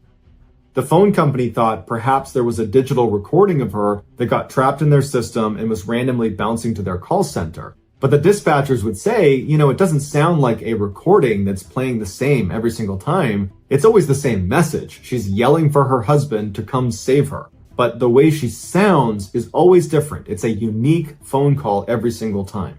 So because there wasn't a definitive explanation for why this was happening, they had to treat each call like it was serious. And so multiple times a week for a year, they received these ghost calls and had to send out responding officers to check on her. Even though the house was gone and there was nothing there and there was never anyone there. It was just a vacant lot. And then finally, a year after this woman has died, the calls just abruptly stopped. And the police did not launch an investigation into what it was, because the reality is police need to prioritize things that are threats to people or places. And this really wasn't either of those things. It was just really bizarre. And so the official explanation for how a dead woman could be calling 911 from a non-existent phone line in a non-existent house for a year is, we don't know.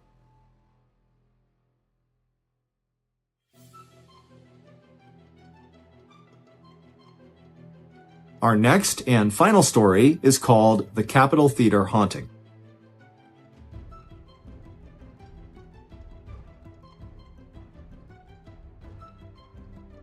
In 2006, Dave Murphy had just become a police officer in Salt Lake City, Utah. His first role was as a protective service officer, which meant he'd be in charge of physical security at a number of the county facilities. Dave's first facility was the Capitol City Theater, which is a landmark inside of Salt Lake City. It's been around since the early 1900s. It's this beautiful, grand theater. So in early August, Dave reports to the Capitol City Theater for his first day on the job, and he meets his partner, an officer by the name of Morgan Matthews. He gets there on this first day, and right away, Dave would say that Morgan was just strictly business. The first place that Morgan takes Dave is the control room, which sits on the first floor of the theater. The theater had 3 floors, and then it also had a basement as well. So the control room was on that first floor. Inside of the control room were all of the security monitors, because there was all these cameras set up inside of the theater. The cameras weren't great though. You pretty much could only tell what was in frame if there was a light on, and most of the time at night especially, lights were off. Once they were done looking at the control room, Morgan says to Dave, now we're going to go do our rounds. This is something we do every time you get to the theater. You do a security round and make sure everything's locked, all the lights are off. Before you come back to the control room, you'll do that at the beginning of your shift and at the end of your shift. Morgan brings Dave downstairs, and it's the first time Dave is seeing the basement, and he's shocked by how big it is. It is this massive hallway that stretches way down. In the middle of the hall is a piano that's just sitting out in the middle, and the lighting's not good down there. This is a very old theater. Everything in the building was pretty old. And Dave remembers thinking that he was immediately creeped out by this scene, this long hallway with all these doors and this piano right in the middle of the hallway. And he's thinking to himself, I don't want to spend much time down here. This is so creepy. But they go down the hall, they check all the doors, they make their way up to the main floor, the second floor, the third floor, everything gets checked. And so after they do this security round, Dave and Morgan go back to the control room, and Dave is anticipating getting to know Morgan a little bit. This is their first night. They're going to be working together a lot. And Dave would say that Morgan just seemed really cold and just did not want to talk to Dave very much. And as soon as their shift was almost over, Morgan was very eager to just knock out the security rounds and just get out of that building. At the end of that night, Dave remembers thinking that there's just something off about Morgan's behavior. It seemed like Morgan really didn't like being in the theater. And it would turn out that he was onto something because Morgan didn't like being in that building. But it would take him a while to share with Dave why. Over the next couple of days, Morgan and Dave would do their security rounds together because Dave's in training, Morgan's teaching him. But on August 9th, which is 2 days after Dave's first day on the job, Morgan was confident that Dave knew how to secure the whole building. And so at the end of the night, he tells Dave, why don't you do the security rounds yourself?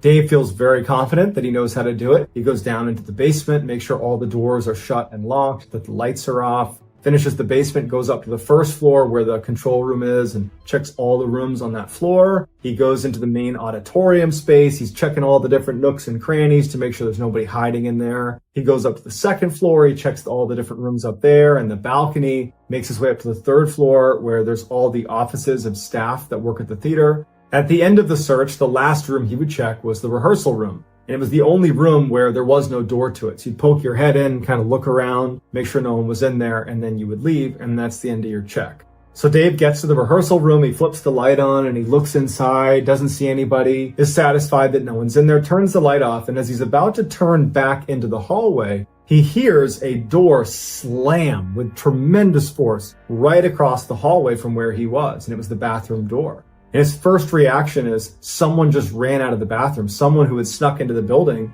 must have run out of the bathroom and they're making a break for it to get out of the theater before I catch them.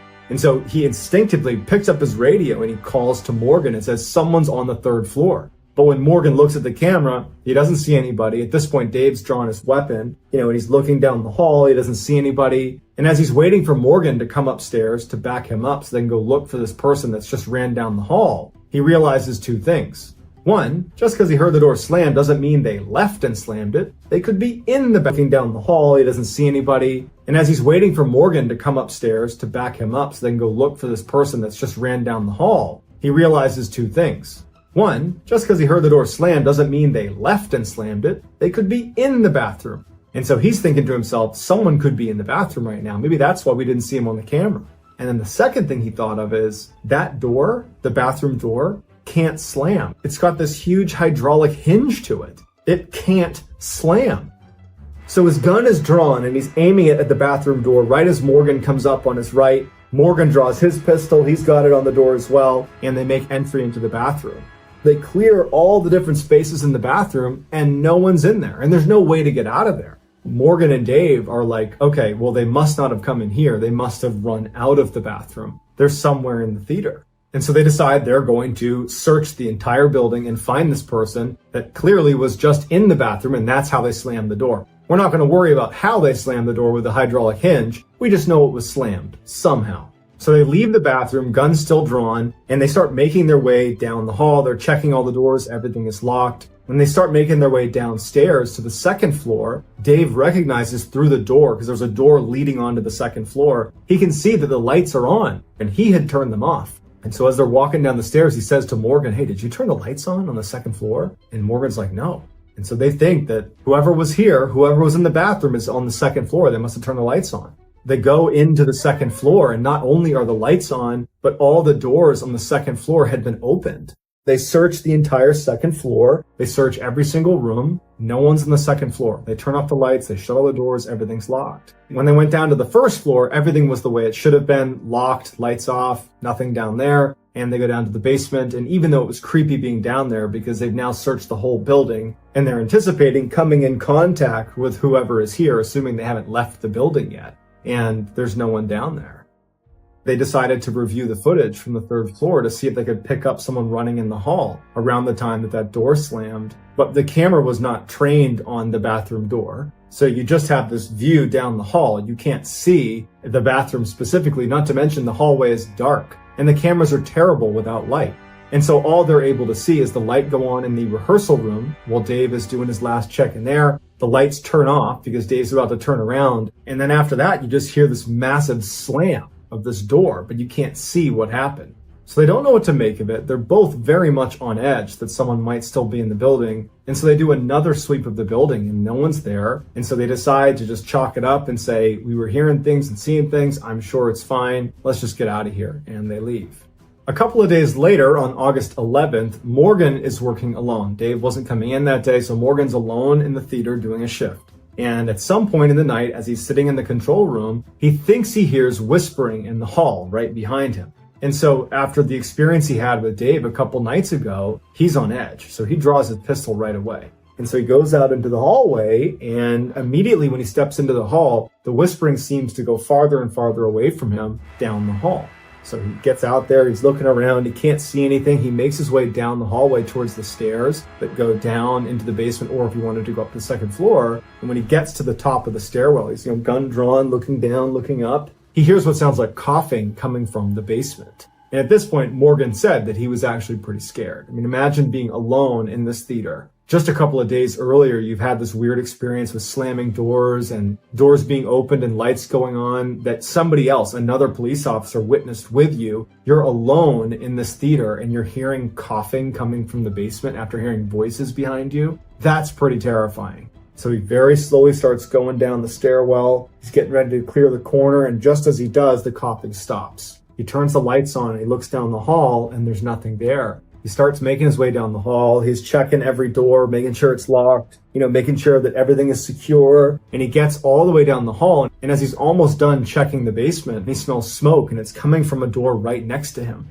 And so he unlocks that door and he goes in and there's no fire. But all he can smell is smoke. So he turns the light on. He's looking around. There's no fire. He's convinced that somewhere down in the basement there's a fire. He goes to every single room and he keeps checking and there's nothing. And then at some point the smoke smell dissipates. He checks every space in the theater to look for a fire, and there's no fire. He's wondering if he should call the fire department, but he's thinking, what would I tell them? There's no fire. And so he ultimately, after checking 3-4 times and being very confident there wasn't a fire, he just says, okay, no fire. I guess I was just smelling things. A few weeks later, on September 4th, Dave has just arrived at the theater. He's there a little bit early. Their shift started at 5 p.m. He was there at about 4:30. And when he walked into the building, he sees that there are 3 staff members sitting at the front desk talking to each other. And as he walks past, one of them is talking about ghosts inside of the theater. And it immediately piques his interest. And so he walked over to the guy talking about ghosts and he introduced himself. And it turned out that this guy was a man named Blair Fuller, who was a senior accountant at the theater. And so Dave asked Blair, what are you talking about with ghosts in the theater? Because I provide physical security here and I've seen some strange things here. I just love to hear what you have to say about it. So they head up to the 3rd floor where Blair's office was and they sit down and Blair says, okay, I got a doozy for you. This happened to me a couple years ago. I was actually in this office. It was about 9-10 o'clock at night. I was doing some work and I heard the elevator kick on. Now, the elevator was right outside of his office, and anytime it was on, the engine was really loud. It was really obvious if the elevator was moving around. And so he's doing his accounting work, and he hears that engine kick on. He doesn't think much of it, but then it clicks that he's the only one in the building. And so he kind of looks out the glass window of his office. He had a closed door office with 2 windows looking out into the foyer where there's this elevator, and he looks out and he can see that the little lights above the elevator showing what floor it's on have lit up and it's going up. So the elevator was in the basement and now it's on the 1st floor, the 2nd floor, 3rd floor. The door's open and there's no one there. And at this point, Blair says that he wasn't concerned. He figured, okay, maybe there's some maintenance, maybe it's scheduled to do that, who knows? But after a little while, the alarm goes off in the elevator to signify that something is obstructing the door from shutting. And he's like, there's nothing obstructing the door, why isn't it shutting? And so he leaves his office and he kind of walks over to the elevator and he walks into the elevator. And he said immediately he felt this massive drop in temperature inside of the elevator. And as he's standing there, he turns around. Now he's looking back towards his office inside of the elevator. The doors start to shut.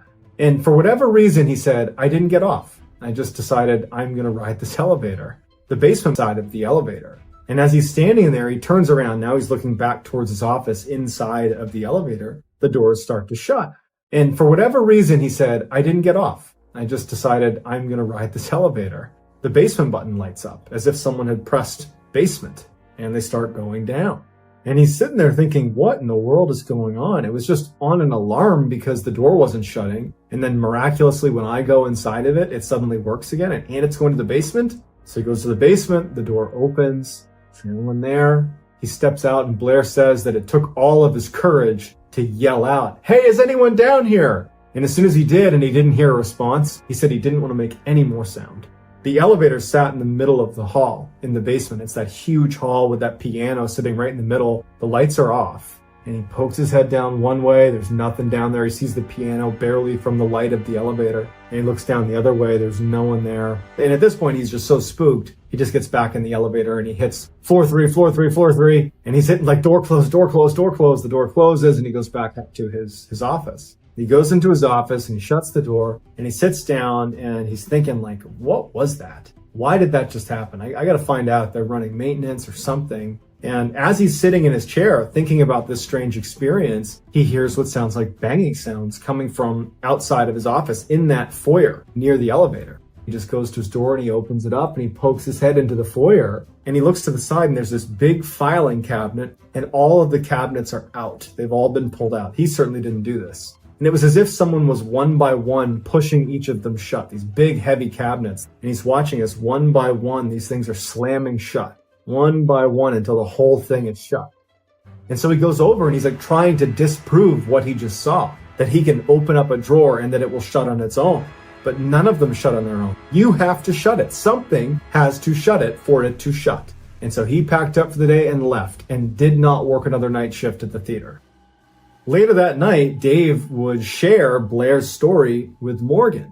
He wasn't really sure how Morgan was going to react, but Morgan actually would open up and he would say, before you started working here, I always felt like I was being watched when I was here. And then we had that experience, obviously, where the lights are coming on and you heard that banging from that bathroom door. And then just a few days ago, I heard voices coming from the hall and I heard someone coughing in the basement and I smelled smoke and there was no one there.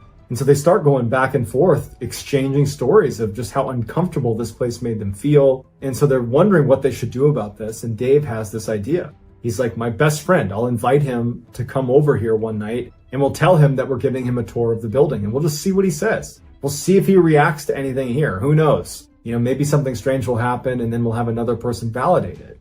Morgan thinks that's a good idea. And so Dave reaches out to his best friend, Greg. Greg would say that he was a little bit surprised to be getting this offer to come take a tour of the theater, but he was interested, and since Dave was asking, he figured he would oblige him, and so Greg agrees to come to the theater and take a tour. So the next day, Dave and Morgan are at the theater, and Greg shows up, and so they start this tour, they go in the main auditorium, they're looking around, and then they make their way into the basement. Morgan turns on the light. And Morgan and Dave instantly see a little ways down the hall on the left, one of the doors has been opened. And so Dave and Morgan push Greg out of the way. They draw their pistols and they're aimed at the open door. And so Greg just stays behind them as Morgan and Dave make their way down to this open door. And when they get right outside the door and they're about to push it open to go inside, the door slams shut right in front of Greg and Dave and Morgan. And they all are looking at each other like, what's going on? But before they can do anything, the door handle starts rattling really aggressively. After the rattling stops, Dave and Morgan look at each other and they nod their head like, we got to go in there. Greg is scared about being out in the hall alone, and so he just follows them in. And so the three of them go into this room. Dave and Morgan are, pistols drawn. It's a small room. There's no one in there. Light switch on, no one in there. Greg suddenly gasps and he points to the corner and he says, "Someone's sitting in the corner." And Dave and Morgan immediately train their guns on what's in the corner, but no one's there. And Greg's like, I just saw someone sitting in the corner. It looked like he had a hood on, he had like a sweatshirt on, I don't know, but he was right there. And so Dave and Morgan, they're freaked out because they brought Greg here on some level to disprove the strangeness. And now the three of them have seen a door slam that shouldn't have been open in the first place. Greg's claiming to have seen a figure sitting in the corner. This scared the crap out of all three of them. They quickly left, locked, shut off the lights, went upstairs. Greg's like, "I'm out of here." Greg leaves. And Dave and Morgan are like, "Now what?" So at this point, all the strangeness that was happening in the theater was getting reported, but it was being reported in a way that Dave and Morgan didn't seem like they were referencing something haunted, but rather someone was breaking in. Ultimately, the county installed new cameras inside of the theater. These updated cameras had infrared technology, which allowed them to see better when the lights were off. They were hoping that this would allow them to catch whoever was breaking in practically every time Dave and Morgan are on shift. So on the day that it was installed, September 15th, Morgan is working there alone. And he's sitting in the control room looking at the different cameras, and he's kind of playing around with the different screens and seeing what each of the cameras can do. And at some point, something catches his eye in one of the screens. In the main auditorium, it appeared like someone might be sitting in one of the seats.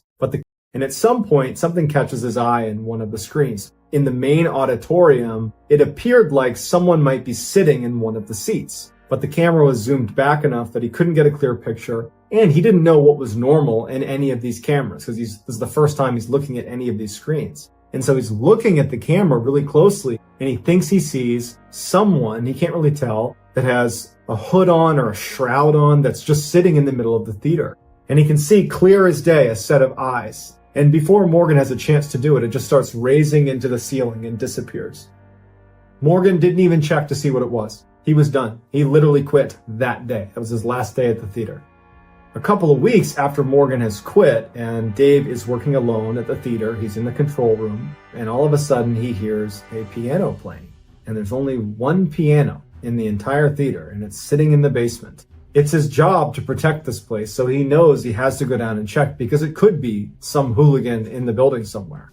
So he leaves the control room, and as he starts walking over to the stairs with his gun drawn, the music is getting louder and louder, the piano is getting louder and louder and louder. He makes his way down the steps, and as he's about to turn the corner, he hears the guard that protects the keys on the piano slam shut, and the piano stops. Then he turns around the corner and he looks, and there's no one down there. He flips on the light, no one's in the hall. He knows he's not going to find anyone down here. It's this entity that's causing all this mayhem inside of the theater. Dave's seen enough. He's done. He's done with this theater, and he goes right back upstairs. He goes in the control room, locks it, stays there till the end of his shift, and then he is out. And the next day, he goes to his sergeant and he says, "You can't ever put me back inside that theater or I will quit." And so sure enough, he was transferred. Over the next 2 months, they didn't have anyone who could do full-time security at the theater. So different random officers would be there for a couple hours, a couple of days a week, until November 26th. They found another officer, a veteran police officer named Josh Thomas, who was going to be working at the theater full-time. On November 26th, the first night that Josh Thomas was going to be there, he didn't have anyone to turn over with, so he was just alone at the theater. And it just so happens that Dave is in a patrol car near the theater. And when at some point in the night, Josh comes over the radio and says, "Hey, I need backup right now. Someone has broken into the theater." Dave knows that it's probably not someone breaking in. He knows what's going on inside that theater. He was the closest to it. And even though he did not want to go, he felt like it was his responsibility to go to that theater and be Josh's backup. And if it was what Dave thought it would be, this entity in the theater, that he would be able to explain to him what he had seen before he ultimately decided never to go back. And when Dave gets to the theater, there's this back door that they would go into, and he sees Josh as standing just outside the theater. And Dave would say that Josh's eyes were, like saucers. He looked terrified. And so Dave has an inkling of what's going on, and he goes over to Josh and he's like, "What's going on? Is someone still in there?" He said that he had been doing security rounds, and he had heard what sounded like voices when he was in the basement, and he didn't think much of it. He checked all the rooms, everything was shut. And when he made his way up to the 3rd floor, he saw that the elevator had kicked on. It was in the basement, and suddenly the light was on and it was whirring up to the 3rd floor. And when the elevator opened up, there was no one there. And he's standing there looking at it, and he looks inside, there's no one there, and then the alarm goes off. That's when he called in for backup. Dave says, look, let's just go search the building. We'll do it together. They clear the whole theater. No one's there. And before Dave leaves, they go into the main auditorium where the stage is, and they're just standing on the stage chatting with each other. And Dave, his back is to where the audience would be. And Josh is facing Dave, facing towards the seats. Josh just suddenly stopped. Mid-sentence, he's just frozen and looking just beyond Dave's shoulder. And Dave goes, what? And Josh goes, there's something behind you. Dave slowly turns around, and as soon as he does, he can tell immediately what Josh is looking at. Standing in the very back of the theater away from them is a man standing in the corner with its hands by its sides. Its back is to them, and it's looking down with a hood over its head. Dave turns his whole body around to look at this thing right as this thing turns around real quick and looks directly at them. It has these deep, dark, sunken eyes, and its face looks like it had been very badly burned, like it was black and charred. And it's looking at them before it just turns and runs out the back of the theater. Josh believed that that was an intruder. Dave was fairly certain that that was just another example of this entity that haunts the theater. But they would search the building and they could never find that cloaked figure again. And that was when Dave sat Josh down in the control room and he filled him in on why Morgan had quit and why he ultimately had quit. And he also told him the story from Blair. So Josh is like, great, I'm glad I work here now. This was the last time that Dave would go to the theater. But Dave would do some additional digging on the history of the theater. It would turn out that in the 40s, there was this horrible fire, and a man had been trapped in the basement when the fire had erupted, and he had died inside of the theater. And so Dave would share this information with Morgan and with Josh, and the three of them all believed that what they were witnessing was the ghost of that man who died in that fire.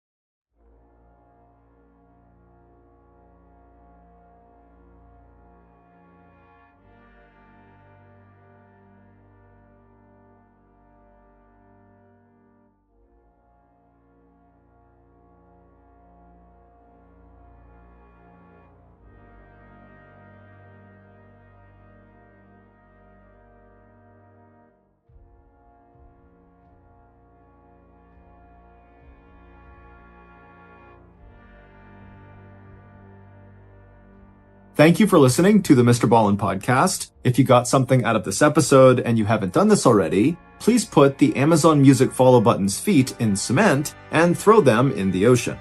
This podcast airs every Monday and Thursday morning, but in the meantime, you can always watch one of the hundreds of stories we have posted on our main YouTube channel, which is just called MrBallen. We have a registered 501c3 charitable organization called the MrBallen Foundation that honors and supports victims of violent crime as well as their families. Monthly donors to the MrBallen Foundation Honor Them Society will receive free gifts and exclusive invites. Day in North Texas on July 6th, 2019, but the oppressive heat began to let up right as the sun set, and by 7 p.m., it had become an ideal summer night of about 73 degrees Fahrenheit. And so it seemed like the perfect Saturday night to go out in town. But 49-year-old Manuela Allen, known to her friends and family as just Manu, along with her husband Peter, had the house all to themselves that evening. So instead of going out to enjoy the pleasant summer weather, they decided instead to have a relaxing night in, just the two of them, on the couch just watching TV together.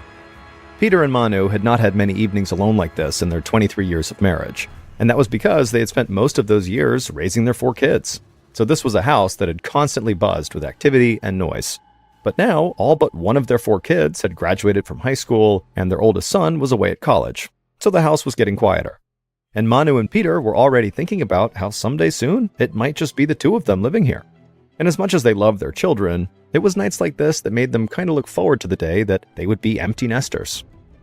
Peter grabbed his glass that contained some vodka from the end table and took a sip, and then he and Manu leaned back on the couch to watch a replay of a Texas Rangers baseball game. Manu loved sports, and while baseball was not her favorite, it would have to do until football season rolled back around. Manu and Peter lived in the small Texas town of Olney with a population of just 3,000 people, and the nearest city with a major football team was over 2 hours away. But both Manu and Peter were teachers at Olney High School, and so during football season, they went to watch their beloved Olney Cubs play every Friday night. Manu didn't care that the Cubs were on the third longest losing streak in the state of Texas. She just loved going to support her students who were on the team, and she enjoyed the camaraderie of sitting in the stands along with her friends and her family. As a teacher, Manu felt responsible for her students, even when they were outside the classroom. So she dedicated a lot of her time to tutoring and mentoring students, especially the ones that seemed to have the most issues, even beyond just schoolwork issues. Kids that had problems at home or kids who had behavioral issues. Manu was all about helping those kids. But the upcoming school year and the roaring crowds in the stands on Friday nights felt really far away from Manu on this relaxing summer evening, and the sound of the baseball game on TV started to become white noise for her, and by 10 p.m., she could barely keep her eyes open. Peter noticed his wife nodding off, and he gently nudged her and asked if she wanted to go to bed. Manu looked over at the clock and said she should get some sleep. Peter gave his wife a kiss, and Manu stood up, and she shuffled down the hallway, entered the master bedroom, and closed the door behind her. Peter would not be joining his wife tonight in the master bedroom. He and Manu had this understanding that on any night when Peter drank, even if it was just one drink, he would have to sleep on the couch. So, with his glass of vodka still half full, this would be one of those nights. Peter continued watching TV and slowly nursing his drink, and he started to feel tired. And then around 11:30, the couple's 20-year-old son, Darian, came home. He let himself in with a key, nodded to his dad, and went upstairs to his own bedroom. But then, around 15 minutes later, there was a knock on the front door. Peter stood up and groaned a bit as he walked bleary-eyed towards the front door. He unlocked it and opened it up. And outside the door stood the couple's 15-year-old daughter, Kiara. She said hi to her dad, walked right past him, and went straight to her room. Peter sat back down on the couch. The couple's 18-year-old daughter, Melanie, was away on a weekend trip with her friends, so she wasn't expected home. And at this point, it was close to midnight, so Peter dimmed the lights, reclined on the couch, and slowly drifted off to sleep while the TV stayed on at a low volume. A little after 8 a.m. the next morning, Peter woke up feeling like he could have used maybe another hour or two of sleep. Now, it was Saturday, and if Peter wanted to, he could keep sleeping, but even on these weekends, Peter just could not seem to sleep in. He just automatically got up. So Peter climbed up from the couch, grabbed his computer, and then went back to the couch to read some news online. At the same time Peter was doing this, his daughter Kiara had just woken up as well, and she was getting ready to go to the gym, but first, she wanted to put her dirty clothes in the washing machine. The Allen house had 5 bedrooms, but it was still a fairly compact house, just a little over 2,000 square feet. And the house was laid out in a way where Kiara actually had to go through her parents' master bedroom, which was right next to her own bedroom, in order to get into the laundry room. So Kiara stepped out of her room and then tried turning the knob to the master bedroom, but she found the door was locked from the inside. Kiara walked down the hall and saw her dad on the computer, and she asked him where Mom was. And Peter just said, "Oh, check the master bedroom." Kiara said she already had, and the door was locked. Peter then told his daughter to just go around through the garage, because in their house, the master bedroom had 2 entrances. There was one in the hallway inside of the house, which is the door that was locked, and then the other entrance was through the laundry room on the other side, which connected to the garage. So Kiara stepped outside of the house and went into the garage, and she walked into the laundry room, and then she reached the door that led into the master bedroom, and when she tried the doorknob, it was unlocked. So she swung it open, she stepped inside, and she froze, because what she saw was horrifying.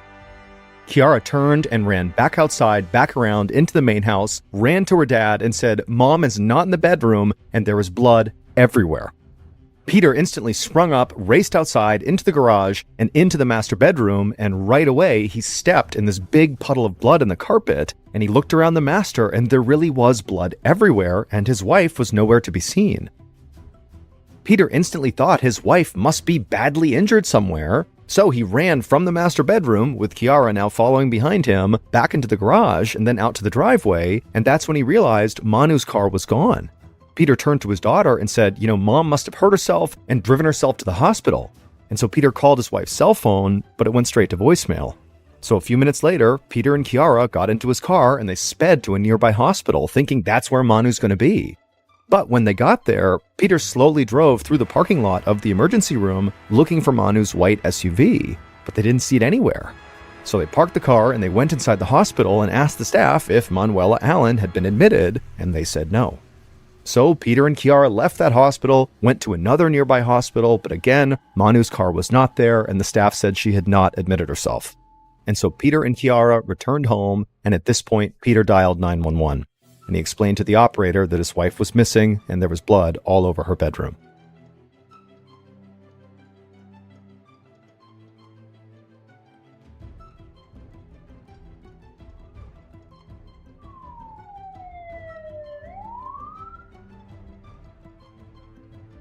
The first officer who arrived at the Allen house met with Peter outside.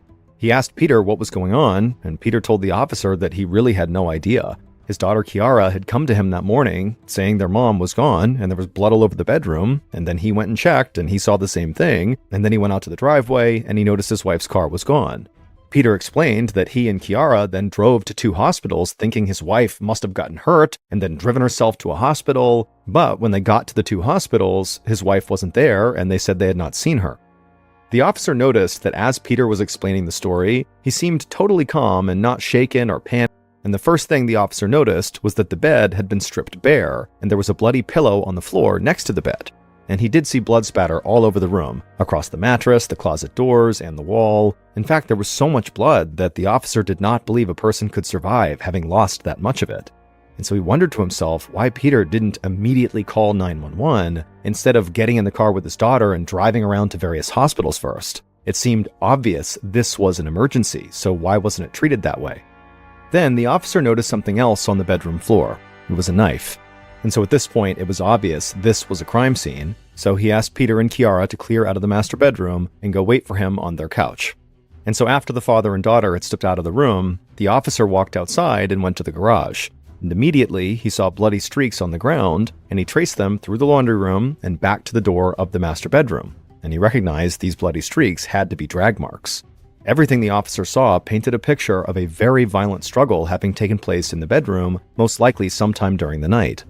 The officer then walked back into the house and observed bloody footprints leading from the master bedroom to the kitchen, right to a spot next to the refrigerator. And so the officer walked into the living room where Peter and Kiara were, and he asked Peter about these footprints and, why would somebody go into the kitchen potentially? And Peter explained that actually his wife kept her keys on a hook right next to the refrigerator, and her keys were gone along with her car. And so at this point, the officer radioed dispatch for help and said the police should now be on the lookout for Manu's vehicle, because clearly either Manu or someone who harmed Manu had taken the keys and taken the vehicle. A few minutes later, Sergeant Dan Burbeck of the Young County Sheriff's Department, along with a couple of local police from Olney, pulled up in front of the Allen house. And the officer who had first arrived on scene walked up to Burbeck and briefed him on what he had seen. After being briefed up, Sergeant Burbeck immediately walked into the Allen house and told Peter and Kiara that they would need to step outside. As Peter and his daughter walked out onto the porch, Peter told Burbeck that actually one of his other kids was still in the house upstairs. So Burbeck told the father and the daughter to stay outside, and then Burbeck walked into the house and upstairs to a second-floor bedroom, opened the door, and found 20-year-old Darian inside with his headphones on playing video games. Burbeck asked Darian to come outside with him, and Darian, who looked very confused, asked what was going on here.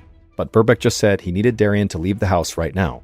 So Darian just did as he was told and stood up and followed the detective downstairs, and then he, along with Burbeck, joined Peter and Kiara outside on the porch. Once they were out there, Burbeck began questioning them, starting with the husband, Peter. Burbeck asked Peter, why did you sleep on the couch that night instead of in your bed with your wife? Peter explained the agreement he had with Manu, that whenever he drank, no matter how much, he would sleep on the couch.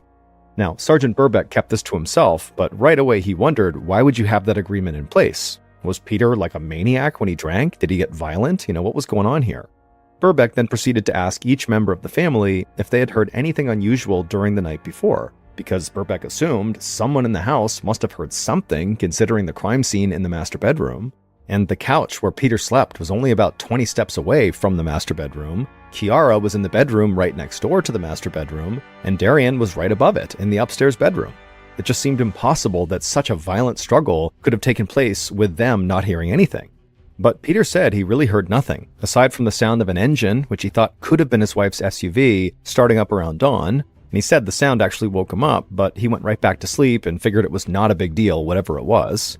Burbeck asked Peter, is it normal for your wife to just get up and leave in the middle of the morning like that? Didn't you think to maybe ask her where she was going?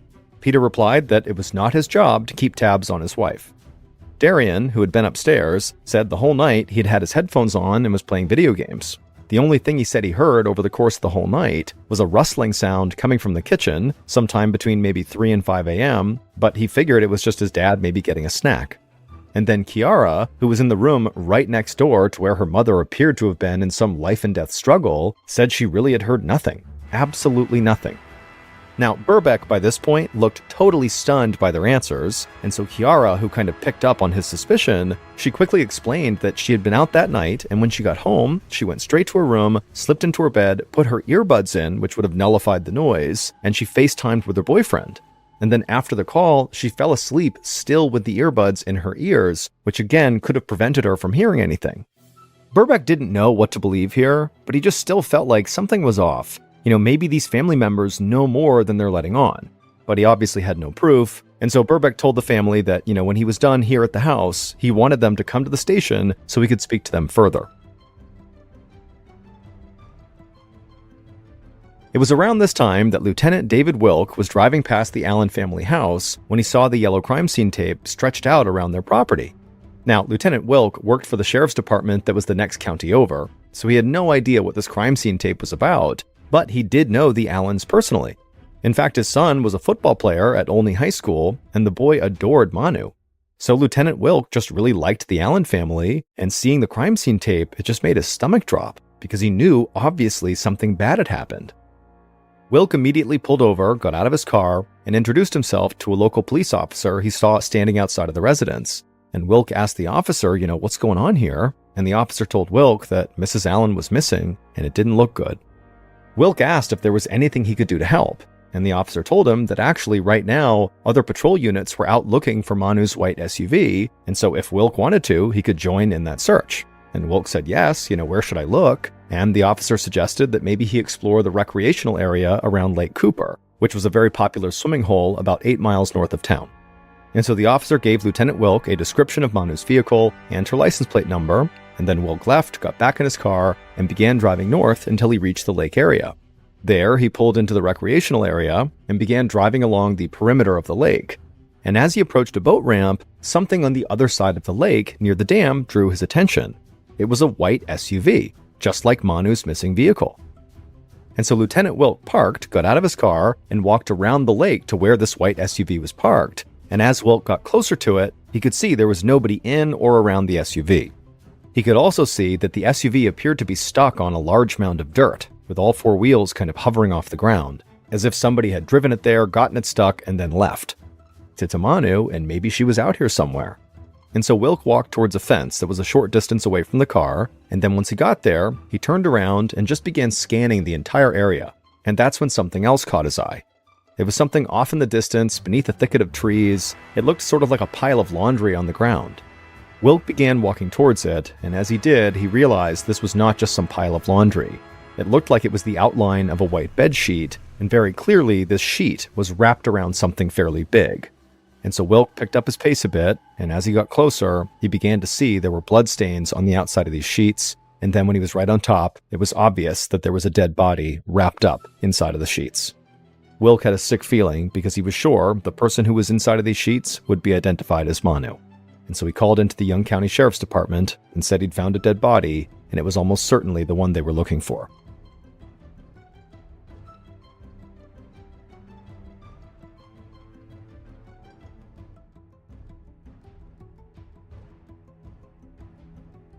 Back at the Allen house, Sergeant Burbeck heard about the discovery of a body on his radio. And so now that this was officially a homicide case, he reached out to the state police, known as the Texas Rangers, for help. He arranged for Peter, Kiara, and Darian to be taken to the nearest Texas Ranger station, and then he got into his cruiser and drove down to the lake, as other county and state police headed that way as well. Burbeck arrived at the lake, and Lieutenant Wilk led him to the body that was still wrapped in the sheets.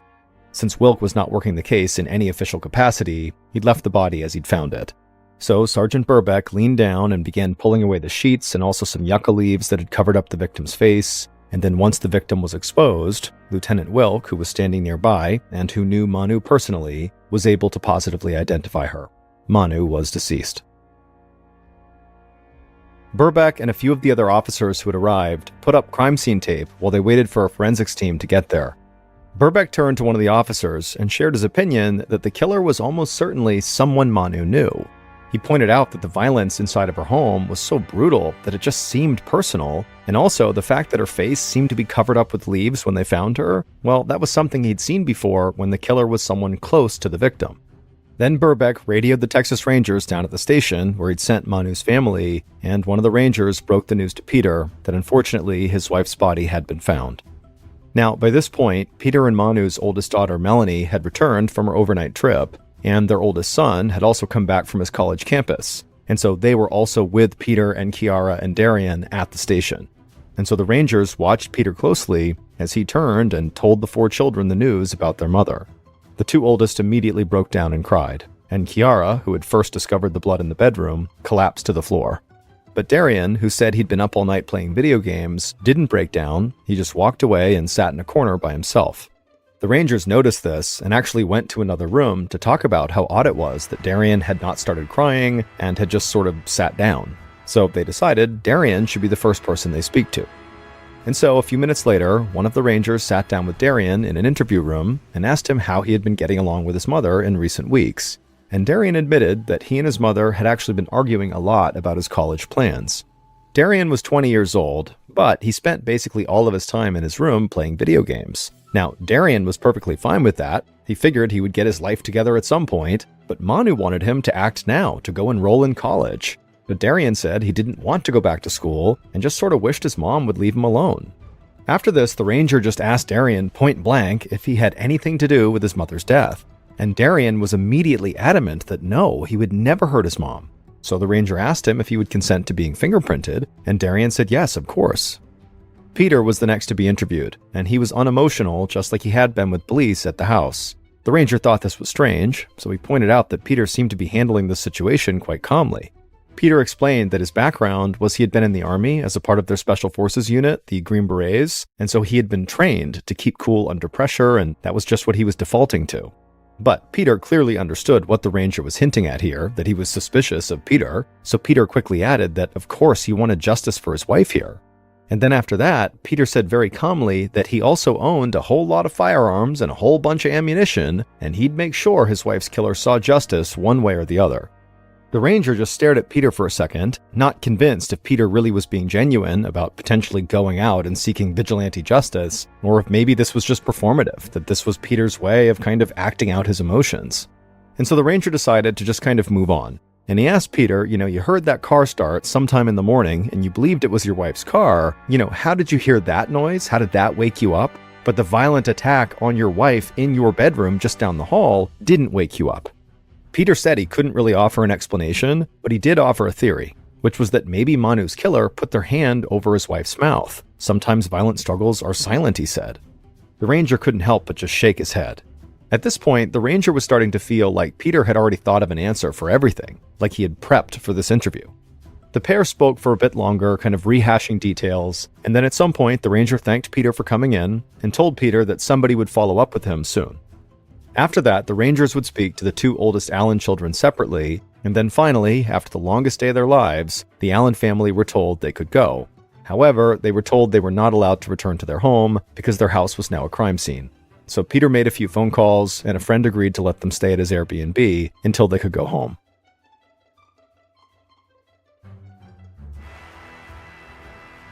The next day, Sergeant Burbeck got a call from the medical examiner who had Manu's autopsy results. The medical examiner revealed that Manu had been stabbed multiple times, and she had defensive wounds on her hands. She had also been strangled, and her neck was broken. And what's more, after Manu had been taken to the lake, the killer had shot her in the face after she was dead. The violence had been even more extreme than Burbeck realized, and this only convinced him further that Manu's killer had to be somebody close to her, that had some sort of personal issue with her. Then Burbeck and members of the state police met with forensics investigators who had processed the scene out by the lake, and they had found shoe prints in the mud near Manu's stranded SUV, and bicycle tracks that led away from the SUV out of the recreational area and onto the main road. And so while investigators followed up on these shoe prints and bike tracks, word of Manu's murder quickly spread through the small Texas town. Students at Olney High School, where Manu worked, were devastated when they learned of the death of their beloved teacher. And also rumors began to fly, in particular on a Facebook group called Rants and Raves, where citizens of Olney voiced their theories about what they thought happened in the Allen house on the night of the murder. And most of those amateur theories pointed the finger at Peter. And Peter suddenly began noticing that people around town were treating him differently. They were treating him with suspicion. A few days after Manu's death, Peter and his kids were finally allowed to return to their family home. And when they got there, Darian helped his father secure the house by bolting the windows shut, and Peter said he would sleep with a gun under his pillow because he said the killer was still out there. The next morning, Peter was contacted by Burbeck and asked to come in for another interview. And so Peter drove to the station, where Burbeck and a Texas Ranger met him and led him into an interview room. The Ranger began the interview by asking Peter why someone might want to kill his wife. In response to this question, Peter referred to his large collection of guns. He said he had a ton of them, at least maybe 100, and a lot of people knew about them, so he said, maybe somebody broke into the house to try to steal the guns. And actually, Peter said he had a pistol, a communist block pistol, that he kept in a drawer, and when he had finally gotten back to his home the day before, he noticed that that pistol was missing. Burbeck noted everything Peter was saying in his memo pad, and he began to feel even more confident that Peter did have something to do with his wife's murder. Burbeck felt like Peter was trying to influence the investigation by suggesting an angle that would divert attention away from him. So Burbeck and the Ranger stepped out of the room and talked for a second and decided to shift to a more confrontational tone with Peter. So they went back into the interview room and they revealed to Peter that in the master bedroom where his wife was horribly attacked and killed, they had found a bloody sock which matched footprints left by the killer. And it happened to be the exact same type of compression sock that Peter wore because they found socks just like those in his drawer. And so they asked Peter to please explain that. And Peter said he really couldn't. He just kept repeating that he did not hurt his wife. And so at some point, the Ranger asked how someone other than the family would know exactly where Manu kept her car keys, because that's where the footprints went, right next to the fridge, and the keys were gone, and the car was gone. And Peter just lowered his head and stared down at the floor and said again, he just had no explanation. And so Burbeck and the Ranger continued drilling Peter, trying to get more information from him, but Peter really didn't have any more information. He really stuck to this idea that he did not do anything wrong. And so eventually, at the end of the interview, it was clear there was not enough evidence to arrest Peter, and so Peter was told to go home, and that if they needed him again, they'd be in touch. Sergeant Burbeck was sitting in his office that afternoon when he got a report from one of the Rangers who had been out in the field canvassing for witnesses. Burbeck learned that the officer had made contact with an oilfield worker who was on duty in the area near Lake Cooper on the same morning Manu's body had been found. The worker had been out near the recreation area when he noticed someone on a bicycle pedaling away from the lake and in the direction of Olney. The worker stated that this actually struck him as pretty odd because it was so early in the morning, just after dawn, and even though people did bike in that area, he never saw people biking that early in that area. However, the worker said he didn't really get a good look at the person riding the bike. He could only remember that the bicyclist wore shorts and had a backpack on. And so Sergeant Burbeck assigned 2 investigators to contact area businesses along the route from Lake Cooper to Olney to see if any of them had surveillance cameras that were running that morning that maybe picked up some footage of this person on the bike.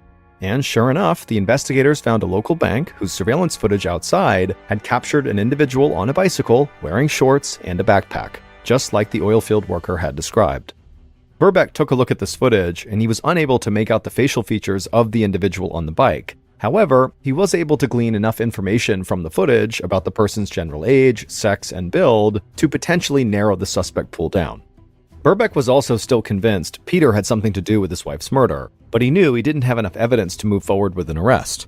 But what he could do was try to rule out other possibilities, like for example Peter's theory about a burglar trying to steal his guns, because if he could rule that out, it would only help strengthen the case against Peter. So Burbeck began looking into recent gun burglaries in the area, and there was only one. And the homeowner who was targeted happened to be the father of a friend of Darian Allen's.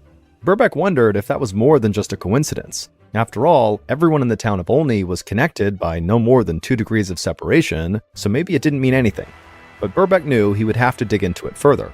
So he began reading the reports that were made from this burglary investigation, and in examining the leads that had been developed, one name stood out. And that name was Corey Taylor. Corey was a young guy who was a loner, who was known around town as a troublemaker, and he'd had numerous run-ins with law enforcement. and he also had what looked like a love affair with guns. Burbeck found a video on Corey's Snapchat of him showing off a semi-automatic rifle with a sight attached to it. So Burbeck decided to pay Corey a visit. He drove to Corey's apartment complex and began walking towards Corey's place. And as Burbeck made his way towards the stairwell, he saw something that made him slow down and then back up, because in the storage space underneath the stairs right in front of him was a bicycle. Burbeck knelt down to inspect the tread pattern on the bicycle's tires, and he wasn't 100% sure, but the treads looked a whole lot like the bicycle tracks that were found down by the lake. Burbeck took a picture of the treads and then proceeded up the stairs to Corey's apartment. When he got to the door, Burbeck knocked, and Corey opened it up. Burbeck introduced himself, and Corey allowed Burbeck inside. And right away Burbeck noticed that Corey appeared to be very nervous, like he couldn't even stand still. Burbeck asked Corey if he knew about what happened to Manu Allen, and Corey said he was aware of what happened to Mrs. Allen. He said he knew her as Mrs. Allen because he knew her from his high school, only high school where she worked. And he said everybody knew what happened to her. It was horrible. But Corey said he didn't know her well, and he'd never been inside of her house. Burbeck then asked Corey if he owned the bike that was outside under the stairwell. And Corey said no, the bike was not his. It belonged to him. After that interview, they knew who had killed Manu Allen.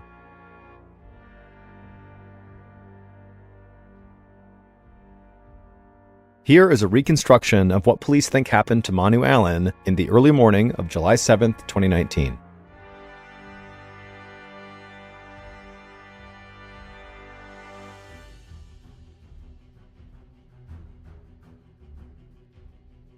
Around 2 a.m., Manu's killer quietly climbed through a window in the garage of the Allens' household and then made their way into the hallway of the house. From there, they quietly crept down the hallway and went into the master bedroom where Manu was sleeping in the bed. Now, the killer tried to be quiet, but Manu was a light sleeper, and very quickly, they woke Manu up. And when the killer noticed that Manu was sitting awake in the bed, looking over at them, the killer froze for a second, but then suddenly the killer reached out and grabbed a butterfly knife off the dresser and just jumped on top of Manu before she could do anything, and the killer began furiously stabbing her. Manu tried to shield herself from the knife, but the killer plunged it into her again and again in this frenzied attack, eventually rolling Manu over, jamming her head into the mattress, and then jabbing the knife into her head multiple times. And after the 47th and final stab wound, the killer dropped the knife onto the bed. But the killer convinced themselves that Manu was not dead. She was still breathing. So the killer wrapped their hands around Manu's neck and squeezed as hard as they could until they were sure she was dead. The killer then wiped the knife off on the sheets and then placed the knife into their backpack. Then they took the bed sheets and kind of wrapped them all around Manu, who was on the bed, and then they dragged Manu inside of these sheets off the bed onto the ground. Then the killer casually walked out of the bedroom into the kitchen to retrieve the car keys from the spot where Manu always kept them. And so with Manu's keys in hand, the killer returned to the master bedroom, locking the door behind them, and then they dragged Manu in the bed sheets out the other door of the master bedroom, through the laundry room and the garage, and then outside to Manu's SUV. There, the killer put Manu's body, still wrapped in the sheets, in the trunk, and then they also placed the bike that they had driven over to the Allens' house into Manu's SUV.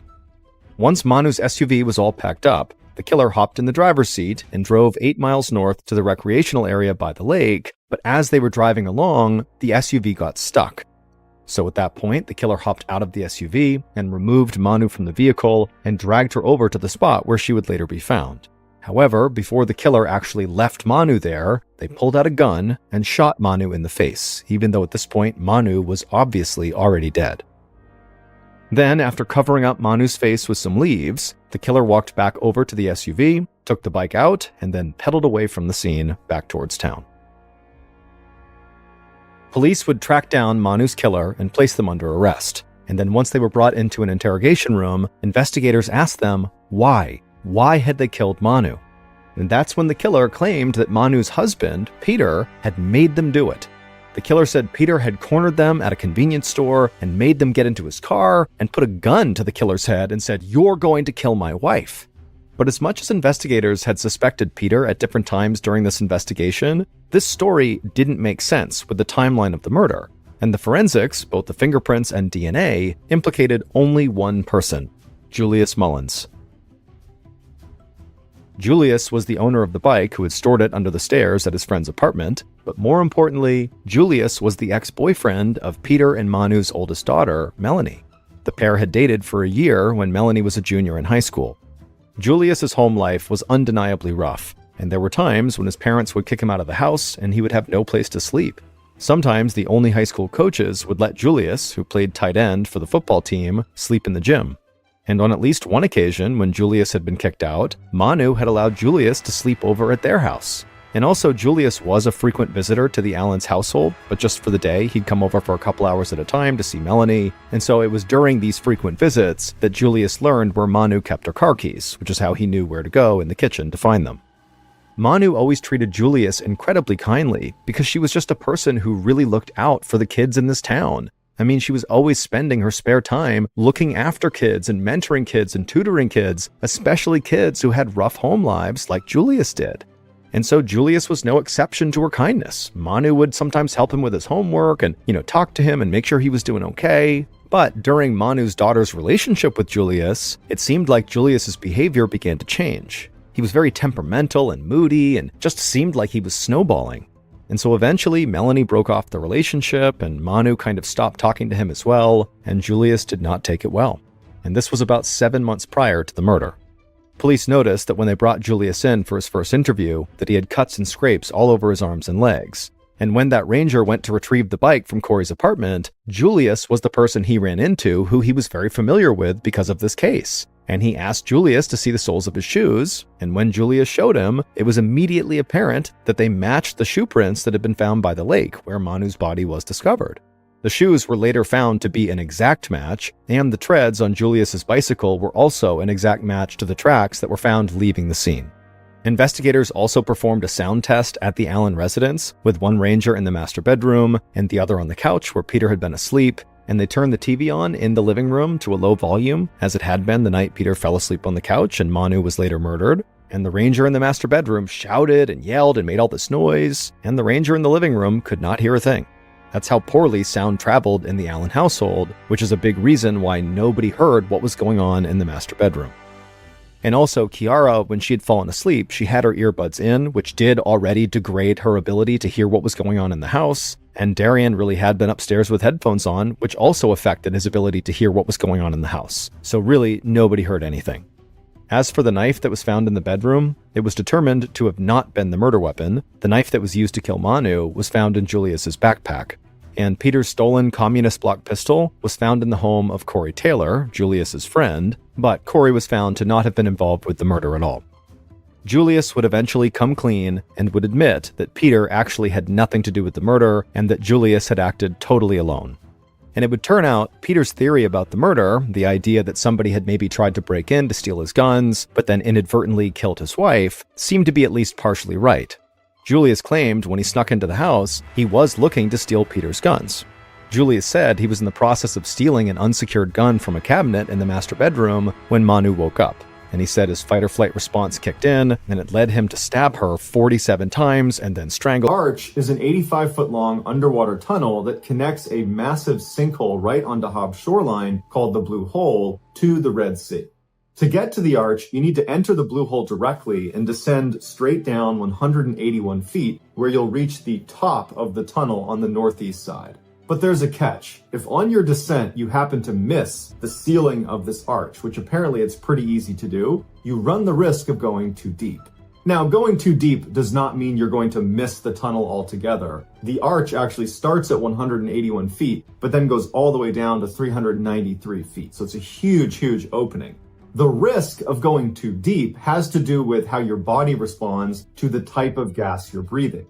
For those who are unfamiliar with diving, generally speaking, you have two types of dives. There's recreational diving, where you breathe the same air that you breathe on the surface. They literally jam air directly into scuba bottles. You breathe that, and you go down to 130 feet. That's the recommended bottom depth that you would go down breathing regular air. And then there is technical diving, where you breathe a special mixture of gases. Typically, it's going to be a mixture of helium, nitrogen, and oxygen that allow you to go below 130 feet. This type of diving is exponentially more dangerous and requires all sorts of additional training. Because the minimum depth you would need to go to in order to access the arch is 181 feet, that puts you well in the technical diving range, which means you should be diving mixed gas and have special training and equipment.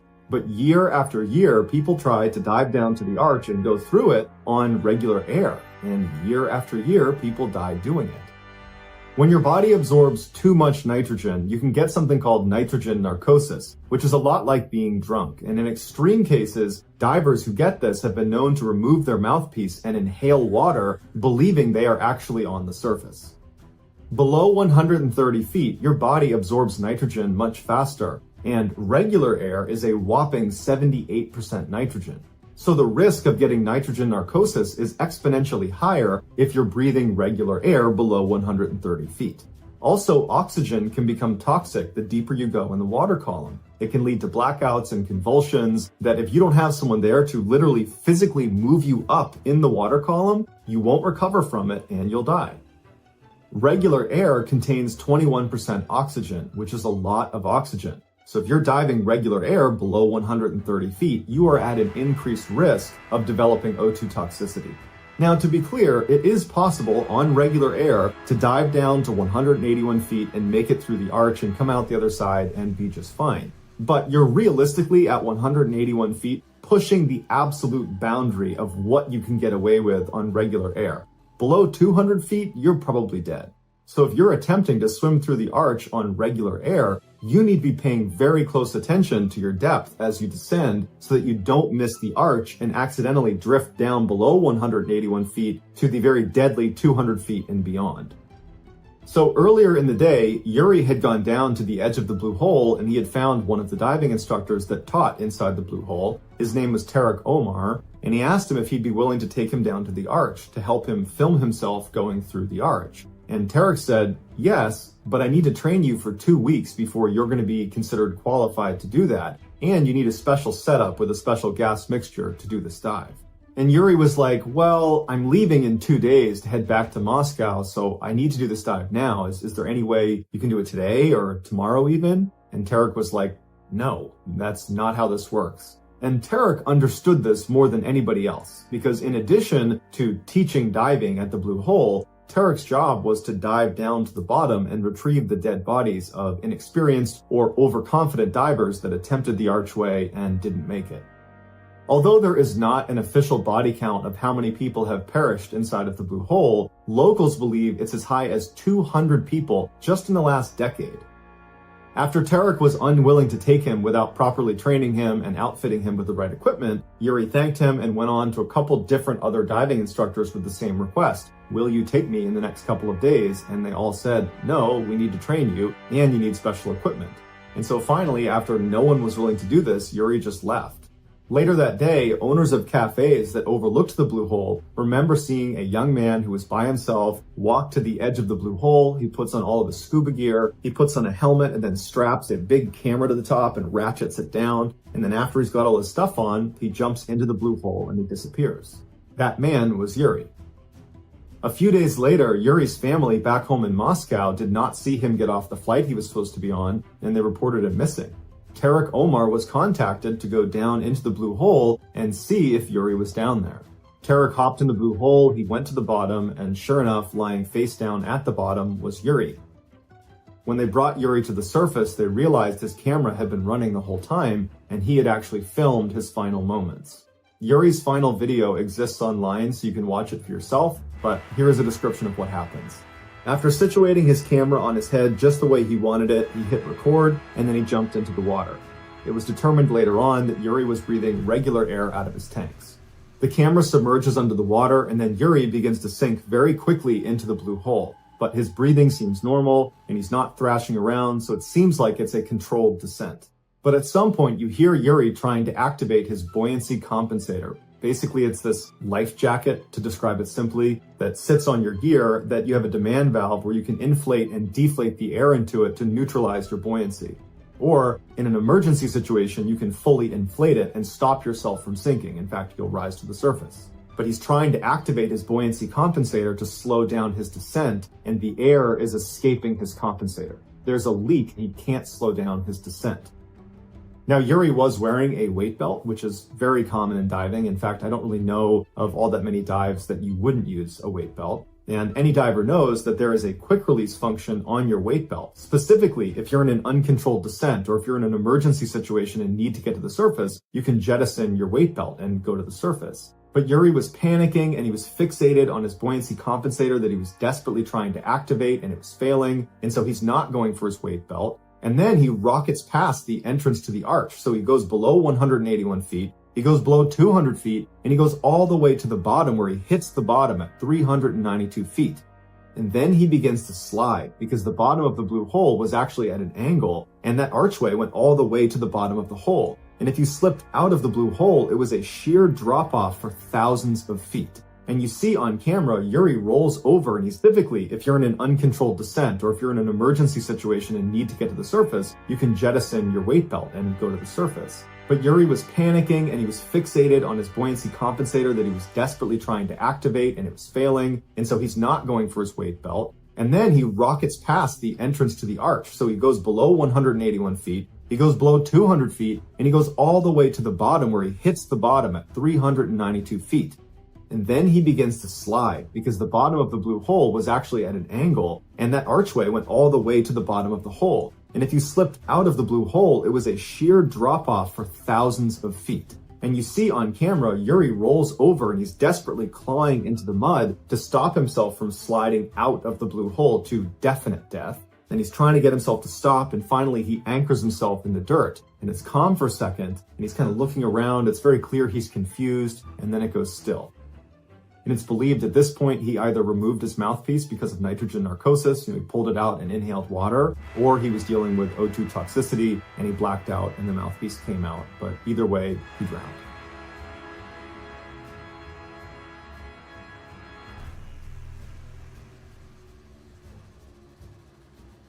Our next story is called Drown or Glory.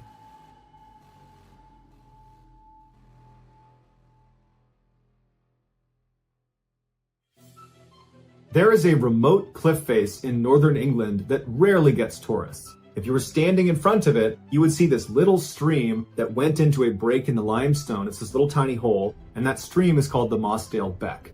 If you crouched down and walked through that hole, you would be entering the Mossdale Caverns, which since 1967 have been permanently sealed off to cavers. Once inside the Mossdale Caverns entranceway, you could look down and see that little stream, the Mossdale Beck, would be going between your legs, and then right in front of you, it would split in two distinct directions down respective tunnels. To the right, the water flows down 7 miles of accessible passageway. However, most of it is incredibly tight and it's prone to flooding. As a result, fewer people have seen the far reaches of the right side of Mossdale Cavern than have stepped on the moon.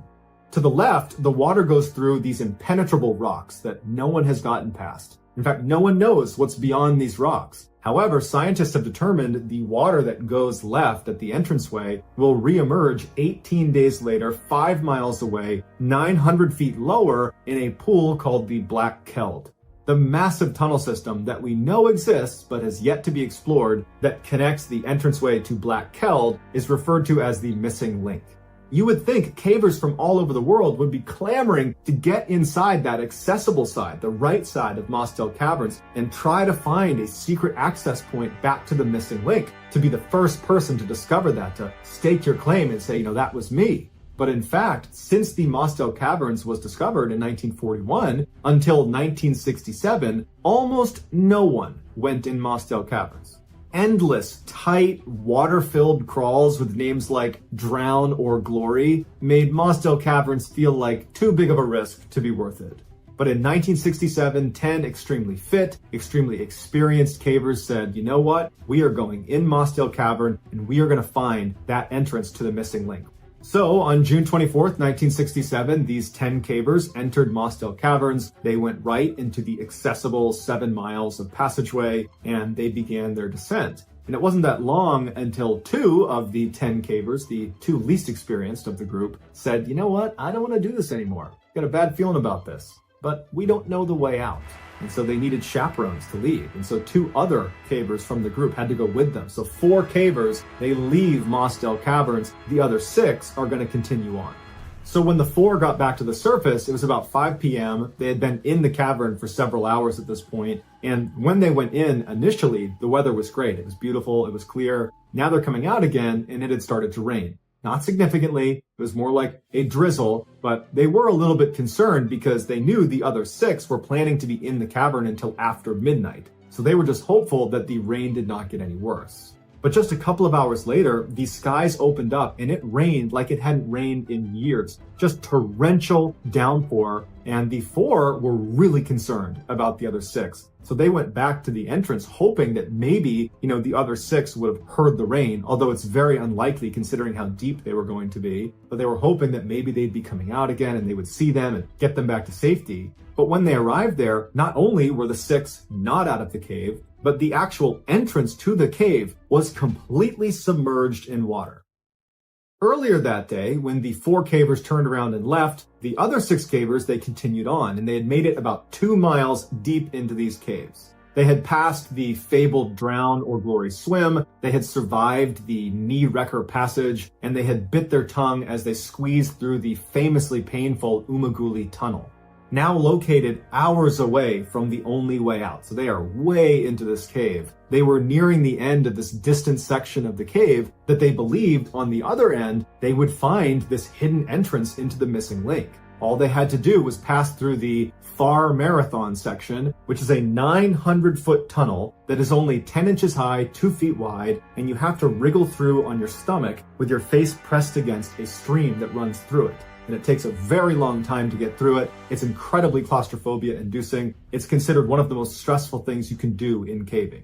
But considering how experienced these cavers were and the fact that they had come down there specifically to get to this far point in the cave, you gotta figure that their spirits were high. They were probably joking with each other as they're doing this awful thing. And then they made it about 3/4 of the way through this tunnel when someone must have noticed the distant rumbling sound and said, "Hey, what is that?" And as they sat there listening, trying to discern what the sound was, it must have dawned on them that their worst nightmare was about to come true. That was the sound of surging water. This tunnel is about to flood.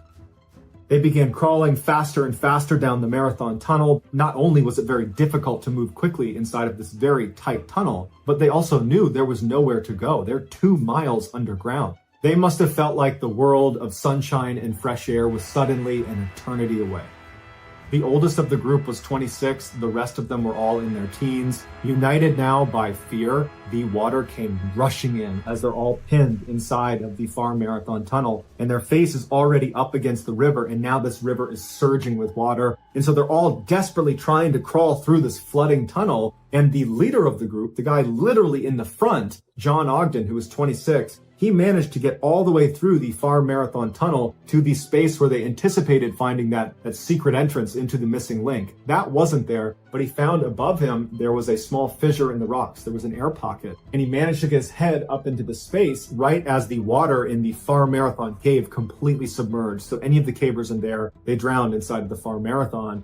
The bubble that he was in was a little bit bigger, and so some of the cavers managed to get in there, and they tried to clamber into this air pocket as well, but ultimately there was only enough room for one person, and John was the only one up there. And so as the water levels filled the room he was in up to his neck, everyone below John drowned.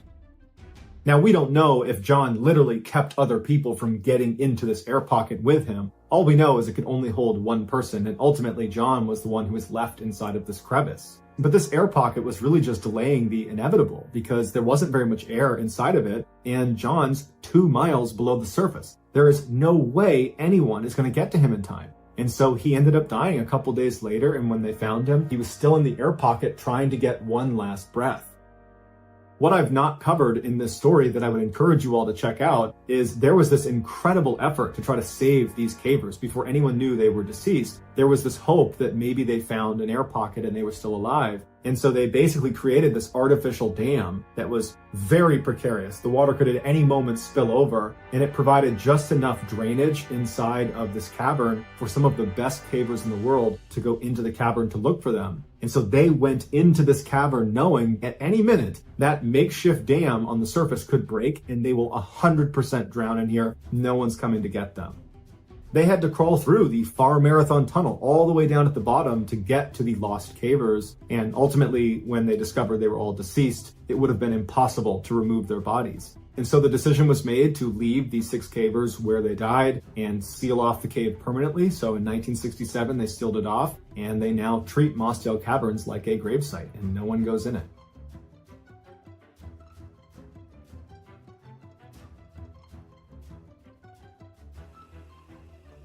The next and final story of today's episode is called 10 Years Later.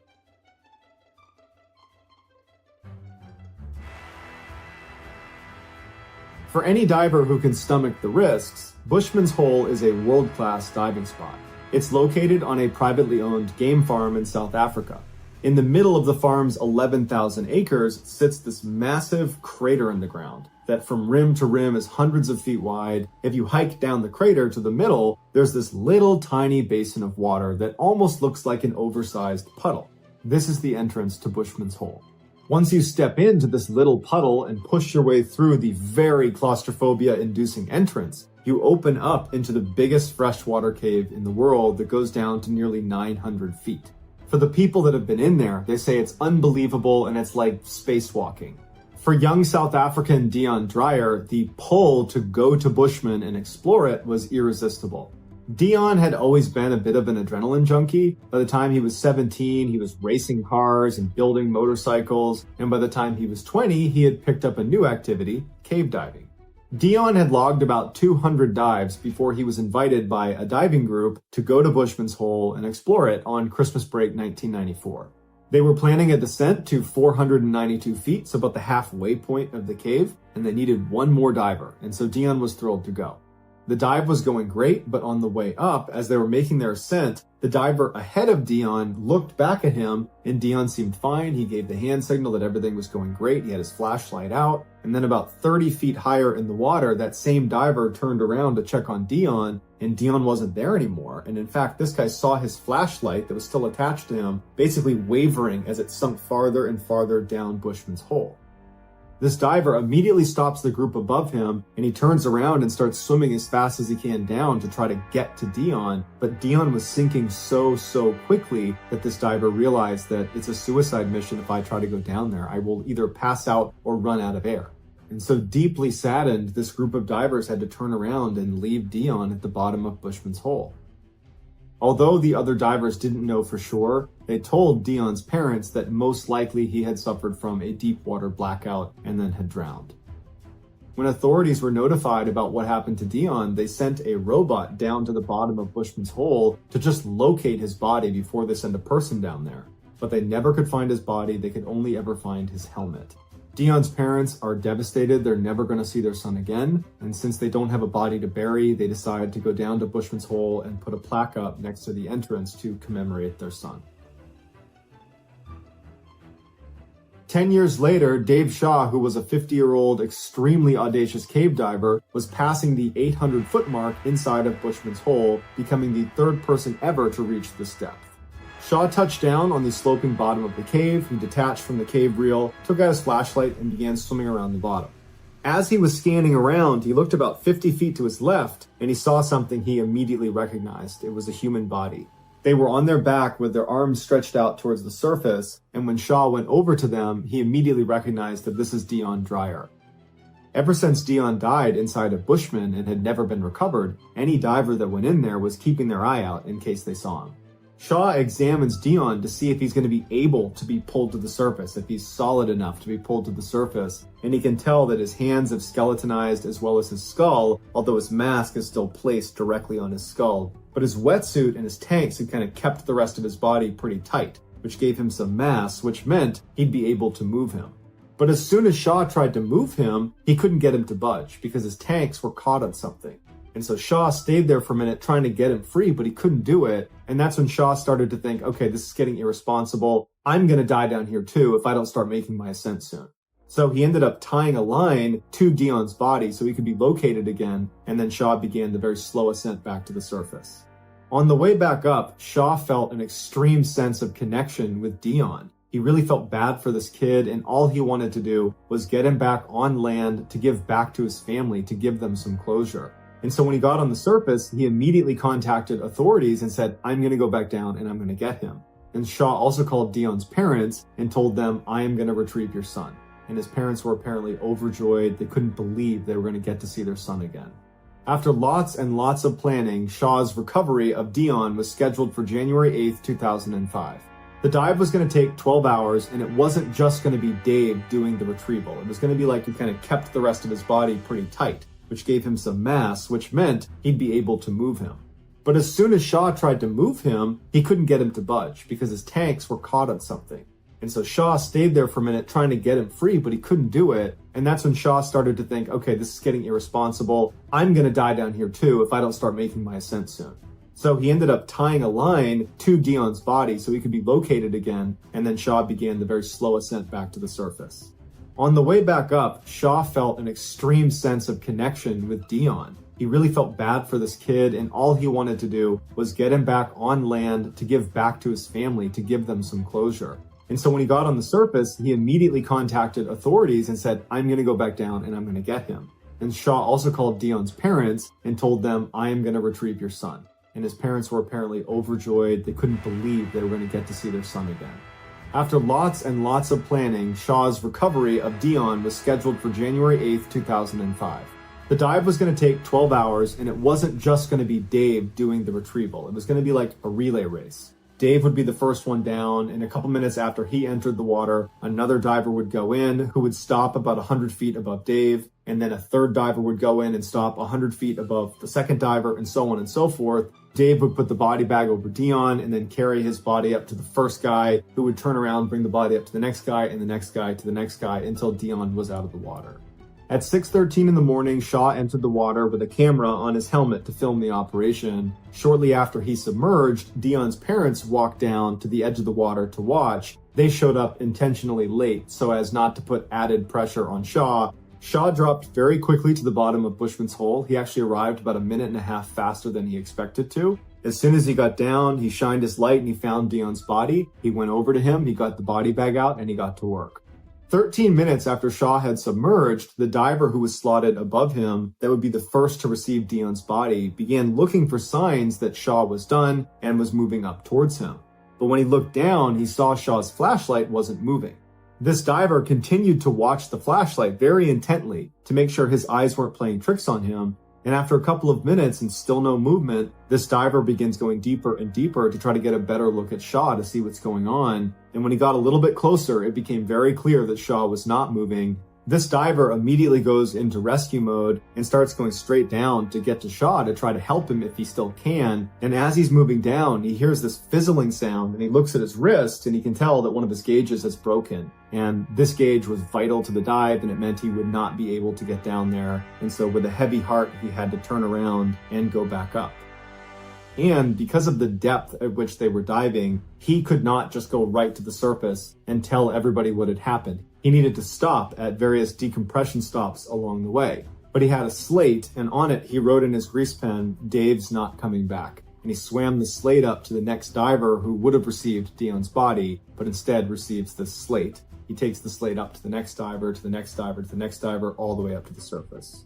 As soon as this message was read out loud to the group standing around Bushman's Hole, which included Dion's parents, there was 30 seconds of stunned silence. No one could believe this was happening. And then after the silence, Dion's parents are beside themselves. Not only are they not going to see their son probably ever again, but they feel like they are somehow responsible for Shaw's death. Eventually, by the end of the night, all of the other divers that were in the water that day successfully exited the cave and were just fine. As for Shaw, much like Dion, there really wasn't a good way to get him out, and so everyone came to terms with the reality that he was going to be down there with Dion probably forever. The news was so devastating that the team decided to leave all their equipment in place. Eventually, they did need to go down and collect their gear. So everybody goes down to the edge of Bushman's Hole, and before they begin retrieving all of the lines, they sang Amazing Grace in memoriam for the lost diver. Afterwards, they started pulling up the lines, and as they're doing that, they noticed all these bubbles coming up from the bottom of the cave. And they looked a little bit closer, and it was Shaw's body and Dion's body. Basically, Shaw had been attached to this line, and he had managed to free Dion before he had passed. And so when they pulled the line, both of them were freed and they floated to the surface. And so even though Shaw would die doing it, he was able to get Dion out of Bushman's Cave for his family.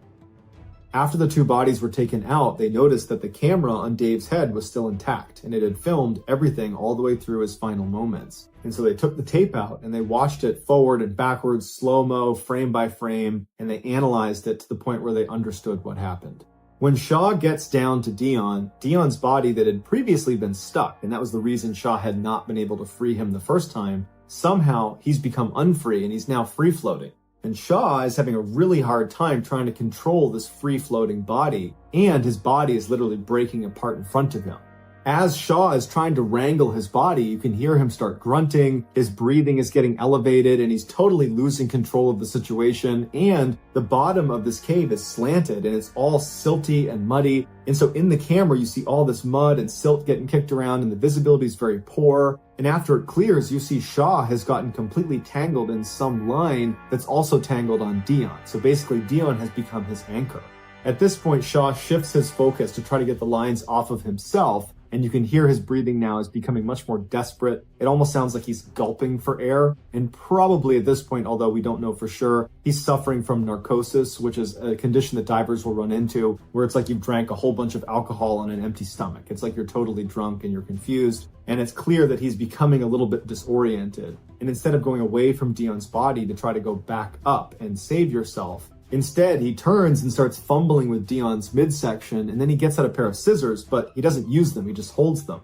Finally, he turns away from Dion because it's clear you're not going to be able to get him out at this point. And with the scissors in hand that he never used, because again, he's probably suffering from narcosis and he's confused, he starts beginning to make his way over to the area where you can go back up. But he starts slowing down, his breathing becomes tragically desperate, and then it becomes silent, and then there's no more movement, and Dave Shaw is dead. 10 days after the bodies were recovered from Bushman's Hole, Dion's parents, although they are absolutely devastated about what happened to Shaw, and they feel very guilty, but at the same time, they're so excited because they get to go to the morgue and see their son again for the first time in 10 years. They don't care what state his body's in. Just the fact that he's actually here, that their actual son is going to be in front of them, was just overwhelming for them. And when they went in, they were really fixated on the fact that he had underwear on that they both recognized. Apparently they had bought him a set of jockey underwear and he was wearing jockey underwear. As strange as it is, it was like they got to bond with their child one more time.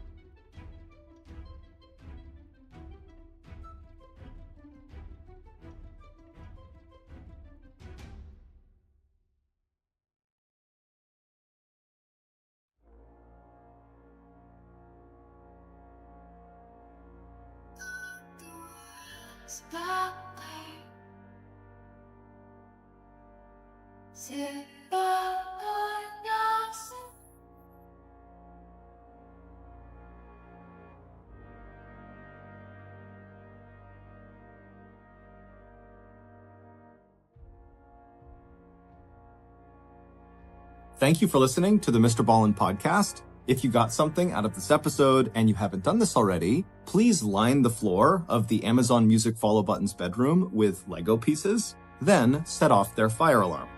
This podcast airs every Monday and Thursday morning, but in the meantime, you can always watch one of the hundreds of stories we have posted on our main YouTube channel, which is just called MrBallen.